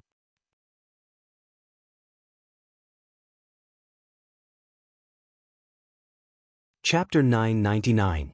She heard something by chance? Su Yiyen raised her eyebrows and glanced at Xia Ningxi as if she sensed something. Xia Ningxi looked at the sky and the ground with a guilty conscience, but she didn't dare to look at Su Yiyen. She just heard Song Linghua and others talk about this, and she couldn't hold back her desire to promote her idol. She didn't expect that her momentary hot-headedness seemed to have caused trouble for the host. Would the host hate her because of this? Woo woo woo. Su Yiyen saw Xia Ningxi's reaction and understood everything in her heart. She smiled and said, "It's rare for Auntie Song to open her mouth. If I can help, I won't refuse. I just don't know what Auntie Song is talking about." Song Linghua didn't speak, but glanced at the two old people next to her. The two understood and hurriedly got up and said, "Hello, Miss Su. We are friends of Baoging and Linghua. My surname is Li, and this is my lover." "Hello, Uncle Li. Uncle Li was about the same age as Luo Baoging. It was reasonable to say that Su Yiyen should be more than enough to call him grandpa. However, Su Yiyen had been accustomed to being one generation higher than her peers since she married Huo Chenhuan. Song Linghua and Huo Chenhuan's parents were old friends. Su Yiyen called him uncle according to their seniority. Grandpa Li was somewhat surprised when he learned that Su Yiyen was the person they were looking for. After all, in his opinion, Su Yiyen was a little too young. Even when he spoke to Su Yiyen, he was a little more restrained. Su Yiyen's call of uncle comforted his embarrassment in a timely manner. His tone relaxed a little. Here's the thing. This is my granddaughter. Her name is Lianam. She used to be a singer. Singer? Su Yiyen subconsciously glanced at the young man sitting beside the two old men. In fact, Su Yiyen had noticed this person as soon as he entered the door. There was no other reason than the fact that the weather was not particularly cold, but this person was wrapped up tightly from head to toe, with almost no flesh exposed.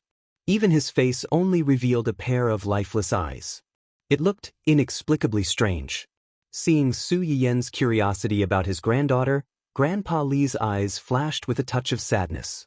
He took the initiative to explain, and Nan had an accident when she went abroad to perform 3 years ago. The performance venue suddenly caught on fire. The fire spread very quickly and soon reached the lounge where Nan was.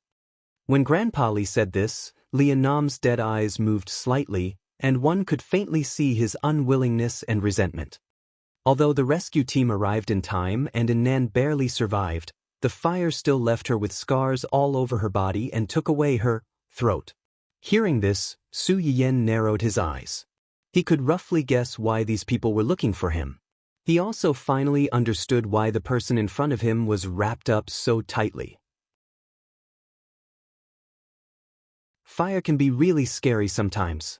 A girl, a singer, survived the fire, but her face was disfigured and she lost the voice that she was so proud of. No one could tell whether this was a blessing or a misfortune. Su Yiyen looked into the other's lifeless eyes and felt a rare bit of compassion. He probed, "Can I see her injuries?" When Su Yiyen said this, Lianam suddenly trembled and subconsciously reached out to cover her face. Obviously, she was very resistant to the idea of showing her burns in front of a stranger.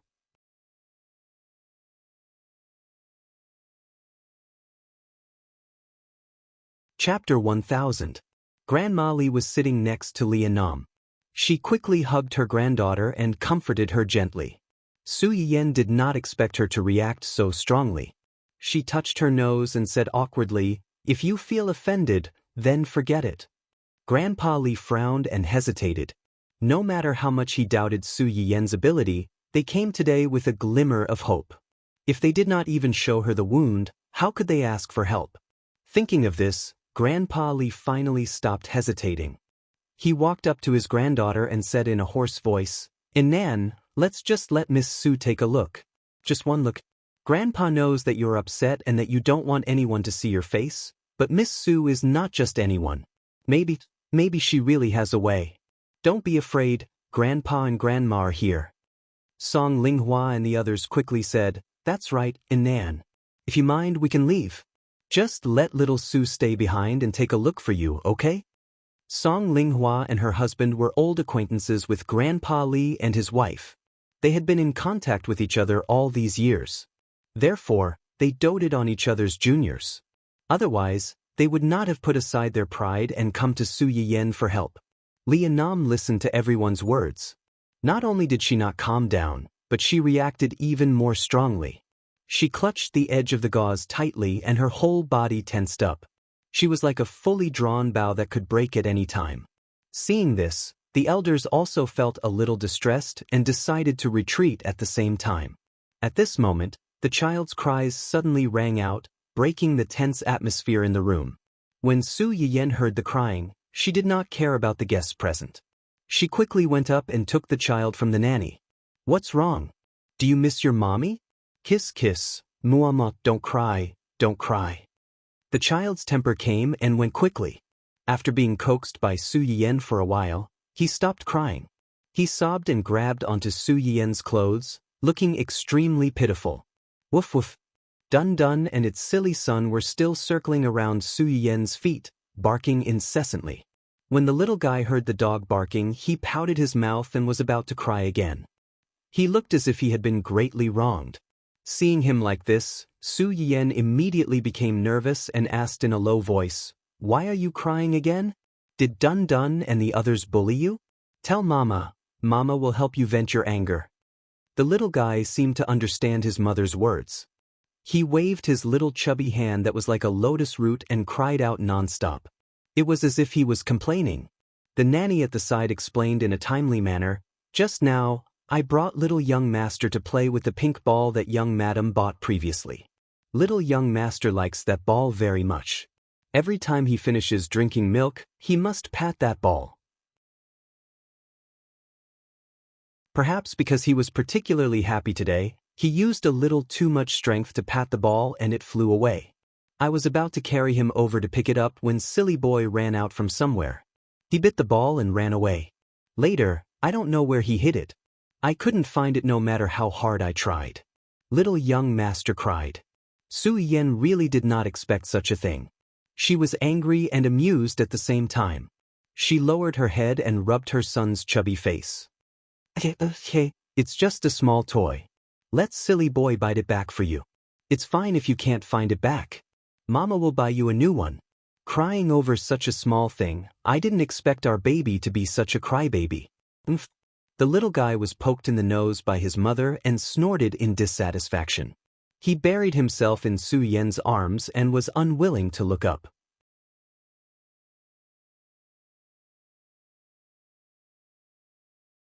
Chapter 1001. Xianing couldn't help but laugh when she heard Su Yiyen's words. She squatted beside the two dogs and said in surprise, "Host, your dog is called Silly Boy? This corgi does look like an iron Silly Boy. It doesn't feel like a corgi, but more like a husky." Silly Boy didn't know that he was being laughed at. He looked up and stuck out his tongue at Xianing. Dun Dun patted his son's head in disappointment. To prevent him from continuing to be stupid in front of the guests, he picked up his destiny by the scruff of his neck and ran away with his short legs. Xianing looked at the backs of the two dogs, one big and one small, and laughed. "I heard people say that corgis have short legs and run like moving little meatballs. I didn't believe it. Today, I found that this saying is reasonable, ha." Su Yiyen. "Girl, your laughter is too wild. Be careful that they come back to bite you. Don't you know that corgis hate it when people say that they have short legs?" After such a small episode, the faces of the elders, who were originally frowning, couldn't help but show some smiles. Grandma Li looked at Su Yiyen, who was holding the child not far away. When she turned her head, she found that Li Nam had calmed down and was staring at the chubby boy in Su Yiyen's arms. Grandma Li was slightly stunned. Then, she thought of something and her eyes turned red. After Su Yiyen coaxed the child, she turned her attention back to the guests. To be precise, she focused on Li Nam. "Have you thought about it? If it's too much, let's call it a day. Go back and discuss it before you make a decision." Su Yiyen didn't have the habit of forcing people, nor did she have the overflowing heart of a saint. Today, these people had asked her for help. Before coming, they didn't know to reach a consensus. They waited until they came. Even if Li Nam was really pitiful, Su Yiyen felt that she didn't need to rush to ask people to do this test. I'm willing to show it to you, but only you." As soon as he said this, the room fell silent again. Li Nam's voice was not pleasant to the ears. It was as hoarse as a car tire running over gravel. It was low and sounded like it was being torn apart. After listening to it too much, it always made people feel uncomfortable. Ever since her throat had been damaged by the fire, Li Anan had rarely spoken. This was the reason why she rarely spoke. Grandpa Li was the first to react. He said emotionally, "Okay. It's good that you're willing. Miss Su, what do you think?" Su Yiyen didn't expect Li Nam's attitude to change so quickly. He looked at her suspiciously. "There is a guest room downstairs. You come with me. The others wait outside." Su Yiyen naturally couldn't hold the child in her arms when she went in for a checkup. She handed the child over to Uncle Zhang for the time being and asked him to help greet the guests in the hall. "Host, can I play with your baby for a while?" Xia Ningxi looked at the chubby baby in the cradle with shining eyes, and her excitement was beyond words. Today, not only did she see a live host, but she also saw the host's legendary baby. Her life was complete.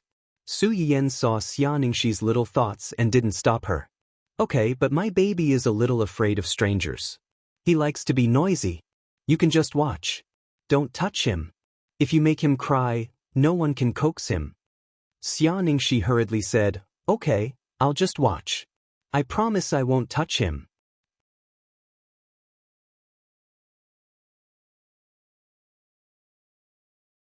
Chapter 1002. The guest room on the first floor was right next to the living room. Su Yiyan led Li Annam into the room. She looked at the open window in the room and asked in a low voice, "Do you want me to close the window?"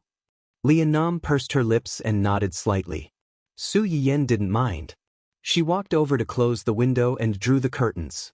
Fortunately, the sky wasn't completely dark yet. The curtains in the room were thin and allowed light to pass through. Even with all the curtains drawn, she could still see the furnishings in the room and the faces of the people around her with the faint light. Su Yiyan closed the curtains and returned to the bedside. She heard Li Annam say with her head slightly lowered, "Thank you." "You're welcome. Do you want to do it yourself, or do you want me to help you?" Li Annam's body stiffened when she heard that. Her hands that were hanging by her sides subconsciously tightened.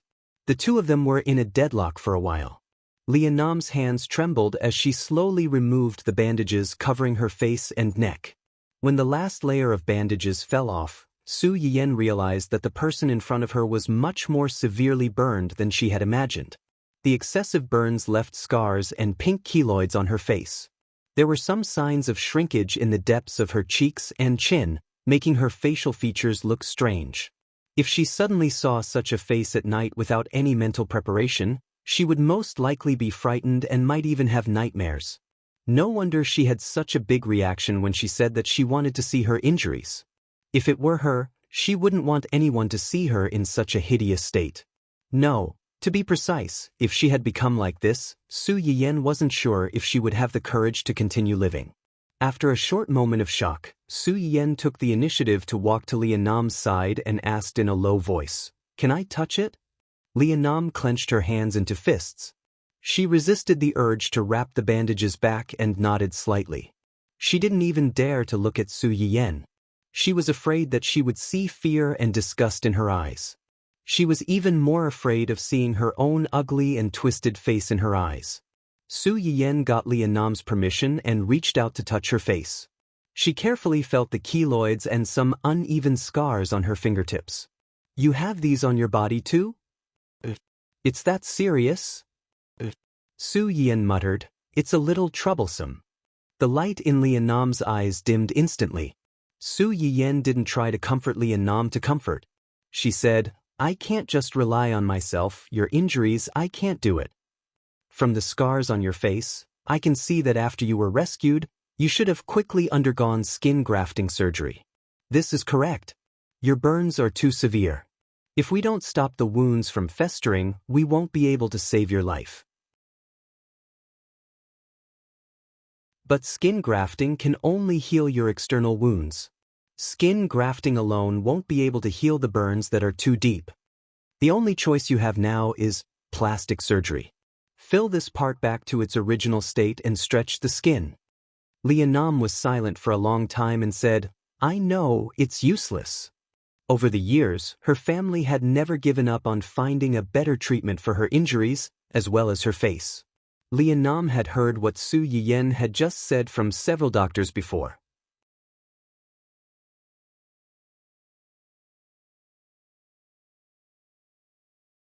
Chapter 1003. It was the same statement, but at the end, it would be followed by the same warning. After plastic surgery, there would be scars. Just like when she was severely burned and had to undergo skin grafting surgery, which resulted in scars all over her body. She did not look like a human, but more like a broken doll that had been stitched together. The so-called plastic surgery was nothing more than making her look less like a ghost. Are you talking about the scarring after the surgery? This is indeed unavoidable. After all, The burns on her body had already penetrated deep into her subcutaneous tissues. It was basically impossible for her to completely recover to her original state. But there is still some room for manipulation for this scar. Leonam's body trembled. Her eyes widened in surprise and anticipation as she looked at Su Yiyan. You mean, you can help me get rid of these ugly scars? I can't guarantee that it will be completely removed. Su Yiyan glanced at the scars on her face. But it should be able to fade them. Fade them? Leonam's hands subconsciously tightened. To what extent? I can't say for sure, but it should be able to fade to the point where it can be covered with makeup. Upon hearing this, Leonam finally could not hold it in anymore. She stood up and stared at Su Yiyan with burning eyes. Really? Su Yiyan rolled her eyes. She could not be bothered to argue with Leonam on this topic. Even an experienced doctor could not guarantee that he could cure every illness and that there would be results for every illness, especially irreversible injuries like Leonam's. If you think that I'm boasting to fool you, you can choose not to believe me. Leonam was silent for a while. Just when Su Yiyan thought that she would refuse to cooperate or seriously consider for a period of time like before, she suddenly heard her ask in a hoarse voice, "Did you treat Chirue and Jinyo's illness?" Su Yiyan was stunned. She did not expect that she actually knew Ning Chirue, but Jinyu? Was there anyone she knew by this name? Seeing Su Yiyan's confusion, Leonam's expression changed a little. He coughed softly and said, "Jinyu and Chirue are good friends. He once looked for you in the hospital and asked you to treat him." That's right. There was a period of time when he wasn't very good in that aspect. It took Su Yiyan a few seconds to figure out what he meant by not being able to do that. Finally, she recalled who Jinyu was that Leonam mentioned. Oh, it's him. Su Yiyan seemed to have thought of something and couldn't help laughing. How is he now? And cough cough. Leonam was unusually calm when discussing this topic with Su Yiyan. He said calmly, "It's pretty good. He used to be a playboy, changing girlfriends like changing clothes. If he didn't have clothes, he could run naked at most. If he didn't have a woman, he might die." Chirue often scolded him for being a teddy bear. After this incident, he suddenly turned over a new leaf and cultivated his character. In the past 1 or 2 years, he hasn't had many girlfriends. It's rare that he's chaste. If not for this, they wouldn't have realized that something was wrong. Su Yiyan heard Leonam's words and raised her eyebrows. She smiled faintly and said, "You have a good relationship with him? He even told you about this kind of thing." When it came to a man's dignity, most people couldn't wait to hide it. Who would tell a female friend so openly? "We grew up together." It slipped out of my mouth. Su Yiyan nodded in understanding. "So, you're willing to come to me because of the two of them?"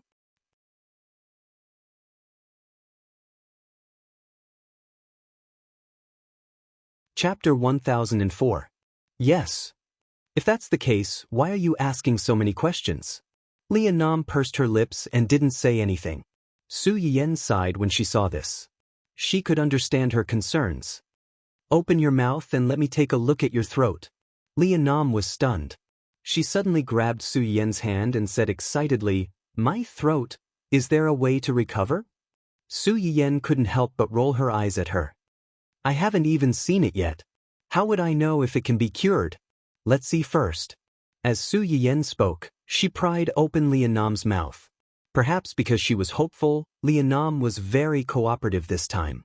She opened her mouth so that Su Yiyan could see the situation inside. Su Yiyan took a few simple glances. In fact, it was just a formality. She had already activated her gaze skill and scanned the position of Leonam's throat. "Your throat must have been affected by the smoke. Later on, you didn't take good care of it, so it became like this. If you take good care of it, there should still be hope." Perhaps because her throat was inside, Leonam had inhaled too much smoke and damaged her throat. With a few prescriptions and long-term recuperation, it could still be improved. At least, it was much easier to treat this than the burns on her body. Leonam's eyes lit up slightly. "Then in the future, can I still sing?" Su Yiyan was stunned for a moment. She took a deep look at the person in front of her. She could tell that this person really liked singing. She wasn't even this excited when she was talking about treating her burns. As someone who regarded singing as her life's work, after this fire, her face was ruined, and her voice, which could make her dream come true, was also gone. She had become neither human nor ghost, so she couldn't be blamed for being so lifeless before. If you talk for too long, or if you talk too much, your throat will hurt, right? I can't guarantee that you'll be able to sing in the future, or to what extent you'll be able to sing. But at the very least, I'll be able to make your speech not sound as unpleasant and strenuous as it is now. What Su Yiyan didn't say was that with her current situation, even if she was cured, her voice would definitely change. But for singing, this shouldn't be a big problem. After all, a smoker's voice was quite popular these days. She believed that as long as Lian Nam had the heart to continue singing, he would find the right path for his voice sooner or later. Of course, if she couldn't even accept this, then there was nothing she could do. Of course, if you think my promise is too vague, you can choose not to believe it. I believe you. As soon as Su Yiyan finished speaking, Lian Nam quickly spoke up. That pair of eyes that were originally as calm as a pool of stagnant water finally had a faint ripple because they saw hope, and there was also a bit of vitality that they didn't have before. Lian Nam reached out and touched his face. No matter what, it can't be worse than it is now. I'm willing to take a gamble. If you can do what you said just now, then you'll be my benefactor. For the next few decades, my life will be given to me by you. I'll do anything you ask of me. Ever since the fire happened, Lian Nam had thought of dying countless times. She used to be so dazzling. Her family was well off, her family was happy, her grades were excellent, and she had countless pursuers. Her biggest wish was to one day become as capable and famous as her aunt, a singer who was loved by countless people. For this goal, no matter how much pain she suffered, it would be happiness for her.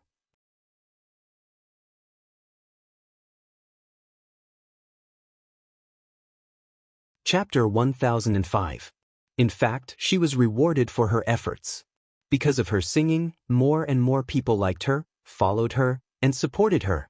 She brought home trophies after trophies, which also announced that she was getting closer to her goal. But in the end, all of this was burned down because of a big fire. After the accident, Lian Nam went on a hunger strike, cut her wrists, and even tried to jump down from a tall building, but she was stopped. After many failed attempts to commit suicide, Lian Nam looked at her crying mother in despair, and her father who had aged a lot overnight, even his back was hunched. She suddenly realized that her parents had spent so much effort to pull her back from the gates of hell. They didn't want her to give up on herself so easily and die without knowing why. Since then, Lian Nam didn't try to commit suicide. Her body survived, but her soul died in the fire. But now, she suddenly realized that maybe her soul didn't die, but was sealed in a corner of her body, waiting for someone to save it and wake it up. If Su Yiyan could really do what she said just now and let her sing again. Even if she couldn't return to the stage because of her injuries, she would treat her as her second parent and do everything she could for her. Su Yiyan heard her words and couldn't help but laugh. Why would I want your life? Your life was given to you by your parents, whether it was in the past or now. The reason why I'm willing to help you is because I want to give Auntie Song some face, and also because you look a little pitiful. To be honest, my man's life was almost ruined because of an accident. Looking at you makes me feel a little sympathetic. Su Yiyan sighed. Sigh, I can't help it. Whenever I encounter something related to him, my heart softens easily. Lian Nam. Did she just eat a mouthful of dog food without warning? Lian Nam was silent for a moment, and then she revealed a rare smile. But because of the injuries on her face, this smile looked more or less scary. However, Su Yiyan could still feel that the person in front of him, who had been tense ever since he entered the room, had relaxed a little at this moment. In the past 2 to 3 years, although Lian Nam did not come into contact with many people, he was very sensitive to the emotions and gazes of the people around him because of his physical condition. Especially the doctors who were hired by her parents to treat her. They looked at her with pity, sympathy, and pity. 1 or 2 of them even thought that they hid the disgust in their eyes well.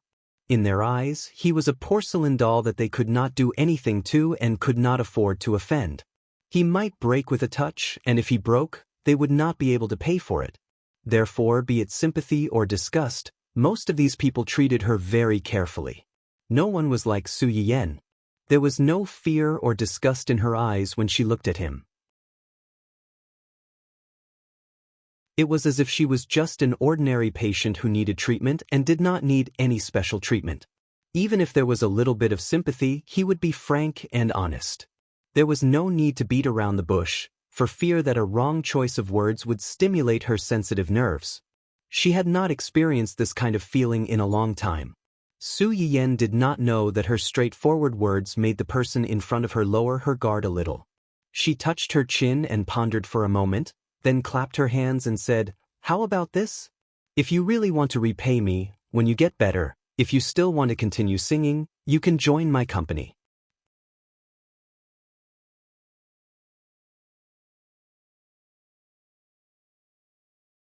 Chapter 1006. As soon as Su Yiyan said this, the room fell silent. The two of them stared at each other for a long time. Su Yiyan mistakenly thought that the other party was unwilling and realized that her words were a bit abrupt. She took the initiative to save face and said, "It's okay if you don't want to. A singer like you is probably not suitable for a management company like ours. I was wrong. Please don't take it to heart." Lianam shook his head. "I'm not unwilling. I just suddenly remembered that Chirue mentioned you to me before. He said that you often like to sign patients or their family members into the company. Your hobby is a bit special." "Su Yiyan? What do you mean by I like to sign patients or their family members into the company? Clearly, you people have a favor to ask of me, so I took advantage of the situation and signed people. How did it become my fault in the end? I didn't do it. Don't talk nonsense. You come to me for free food and drink and dare to spread rumors about me behind my back. I think you have too little work and too much free time." Ning Chirue, who had no idea that he had been sold, was squatting miserably in a remote ravine, feeding mosquitoes while reminiscing about the barbecue that he had cheated his boss into bringing home. His saliva was almost dripping out of his mouth. Suddenly, a gust of cold wind blew. Ning Chirue felt cold all over and shivered. Why was the valley so cold at night? If he had known earlier, he would have brought more thick clothes. It was too difficult for him. Su Yiyan and Lianam did not stay in the house for long. It was less than half an hour, but the people waiting outside felt like a lifetime.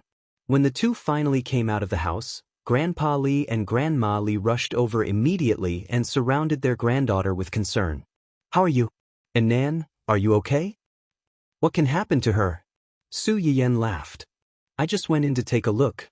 Do you think I'll eat her up?" The two elders looked embarrassed, but they could not help but be curious. "Miss Su and Nan, the scars can be removed and the throat can be treated, but I can't do anything about the keloids on her face. I can only do surgery." The two were excited when they heard the first half of Su Yiyan's words, but they were a little embarrassed when they heard the second half. "This, I'm willing to operate." Grandpa Li was stunned for a moment before he realized what his granddaughter had said. He was so excited that he held his granddaughter's hand tightly and said, "Okay. As long as you are willing, Grandpa will ask your parents to find you the best plastic surgeon when we go back." "Yes." Su Yiyan still needed to consider the ointment to remove scars and the prescription to treat her throat. It was impossible to produce them right away. In addition, for Lianam's throat to recover, he would need acupuncture for a period of time as an auxiliary treatment. Su Yiyan confirmed the time of the first treatment with them, and they did not continue to disturb him. After thanking him, they prepared to leave. Su Yiyan sent them out with the child in her arms. When they parted, she suddenly stopped Xianingxi and asked with a smile, "Chirue said that you don't have a good appetite before, so he specially ordered a barbecue and a beggar's chicken from my restaurant. I don't know if they suit your taste. How's your appetite lately?" Xianingxi was stunned. Only then did she realize that her boyfriend was an artist of Su Yiyan's company. They knew each other and were very close. "Did he ask you for the barbecue and the beggar's chicken? He also said that I don't have a good appetite?" "Yes, he said that you don't have a good appetite and everything you eat is not delicious. He was very worried about you, so he specially came to me to ask for these too. I saw that he cared about you so much, and it was not a big deal anyway, so I agreed.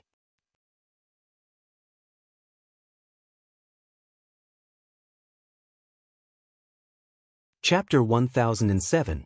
The expression on Xia Ningxi's face suddenly froze, and it took a while for her to find her voice. So, he already knew that you were the host? Probably. Even if he didn't notice it before, after the barbecue last time, he took the initiative to ask her for food. No matter how slow he was, he should have noticed it. Su Yiyan did not dwell on this topic. He looked up and asked Xia Ningxi, "Didn't he tell you?" Tell her what? Tell her that he knew that her boss was the host, and that she had always admired the host and wanted to meet her. But for so long, he had never thought of telling her the identity of the host? Or tell her that this bastard used her name to swindle and deceive her. After he was done, he even lied to her that he had spent a lot of effort to buy those things from the host's store to share with her, and that she was so touched that she didn't want it anymore? When she thought of someone who knew the truth but chose not to say it, deliberately watching her make a fool of herself, Xia Ningxi was so angry that she wanted to grind her teeth on the spot. Su Yiyan saw that she didn't say anything. He frowned slightly and said, "Oh, I forgot. You knew it from Missen. So, he didn't tell you. Maybe he forgot." How could he forget such an important thing? Xia Ningxi only felt that her little heart had been stabbed with a knife. Su Yiyan seemed to be unaware and continued, "Speaking of this, Chirue is now the backbone of our company. You are his girlfriend. Strictly speaking, you are also an employee's family member, so you can enjoy employee benefits. If you just want to jump the queue and get a number, you don't have to enter the company." If Xia Ningxi had heard Su Yian's words half an hour ago, she would have been so happy that she would have jumped on the spot. In Xia Ningxi's ears, these words were tantamount to adding fuel to the fire, and the fire in Xia Ningxi's heart was ignited. This big liar full of lies, you are dead. Achoo! The evening wind in the mountains was always cool, but it also brought with it a creepy whimper. Ning Chirue hugged his chest with his hands and couldn't help but shiver. It's over. This gully is so cold when it gets dark. If I stay here all night, I'm afraid I will catch a cold tomorrow. At the thought of this, Ning Chirue's face fell. So, why was he so stubborn?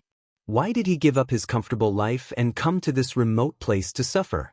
Not to mention that Ning Chirue, who was experiencing a tragedy, did not know that there was an even more terrible tragedy waiting for him 2 days later. Su Yiyan was in a good mood after successfully swindling the guy who spoke ill of her behind her back. She hugged her soft little son and kissed him a few times, making the little guy giggle. When Ho Chenhuan returned home and saw this scene, her originally flat lips couldn't help but curl up a little. She slowly walked behind the two of them and hugged them. Su Yiyan was startled. He turned to look at him and said with a faint smile, "You're back." Ho Chenhuan responded in a low voice and leaned over to kiss Su Yiyan's forehead naturally. The baby in Su Yiyan's arms looked at this scene with his big eyes. Suddenly he raised his hand and cried out, trying to attract the attention of his parents.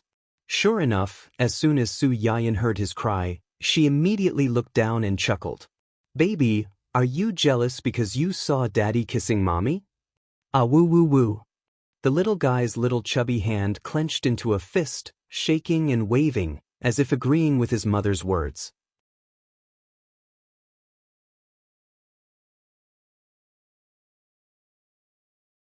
Chapter 1008. A smile flashed across Su Yiyan's eyes. Then he handed the chubby baby in his hand to Ho Chenhuan, indicating that he should quickly kiss the child and let him feel a certain someone's strong fatherly love. Ho Chenhuan saw through Su Yiyan's little thoughts at a glance. Although he looked helpless, he still followed Su Yiyan's instructions and lowered his head to kiss the little guy. The little guy was stunned for a moment after being kissed. He raised his hand and slapped Ho Chenhuan's face. Although it was called a slap, the child's strength was only that much. When the slap landed on Ho Chenhuan's face, it didn't hurt or itch. It was more like a slap. Ho Chenhuan, on the other hand, was stunned by this small amount of strength. He looked at the audacious brat in surprise. Haha.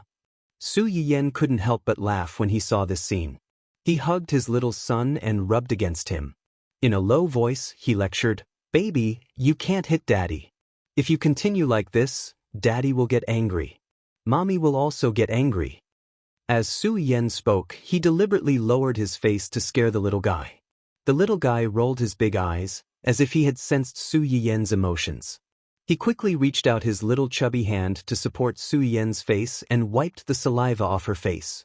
Su Yen really didn't expect his son to be so skilled at kissing and acting like a spoiled child at such a young age. He was defeated on the spot. He hugged the baby and kissed him fiercely. When Huo Chenhuan saw this, he frowned with some jealousy. He leaned over and wanted to kiss Su Yen to show off his strength to this little guy who dared to compete with him for favor. Unexpectedly, just as he leaned over, the little chubby hand came as expected and slapped him in the face. It was a little strength, but it was incomparably firm and pushed him away. The two adults were stunned by the little guy's sudden slap. After a long time, they burst into laughter. "Baby, do you not want Daddy to kiss Mommy? But Mommy belongs to Daddy. Daddy has the right to kiss Mommy. What should we do?" Compared to Su Yen's good-natured teasing, Huo Chenhuan was much more direct.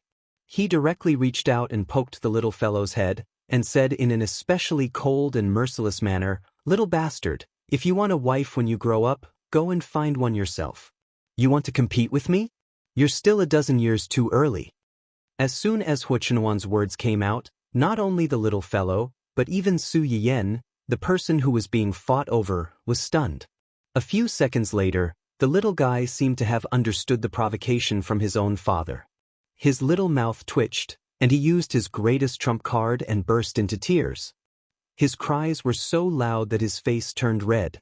His cries reached every corner of the building, causing Uncle Zhang and the others downstairs to run over to see what was going on. After learning the ins and outs of the matter, everyone unanimously cast condemning gazes at Huo Chenhuan. Huo Chenhuan, who inexplicably felt that he was being isolated.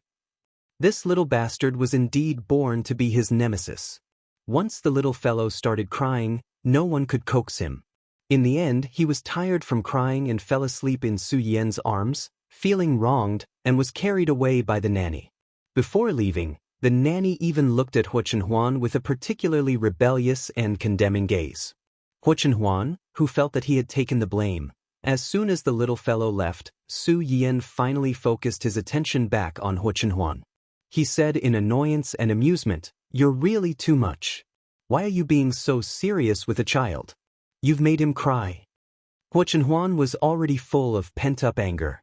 When he heard Su Yen's words, he snorted in disdain. However, he didn't let go of Su Yen's hands, and instead tightened his grip. You're tuning in to the Dreamy Chapters YouTube channel. We're so grateful for your support, and don't forget to subscribe to join us on this incredible journey through captivating stories. Your generosity through donations truly makes a world of difference, as it's the primary source of revenue that allows me to expand and enhance this channel for you.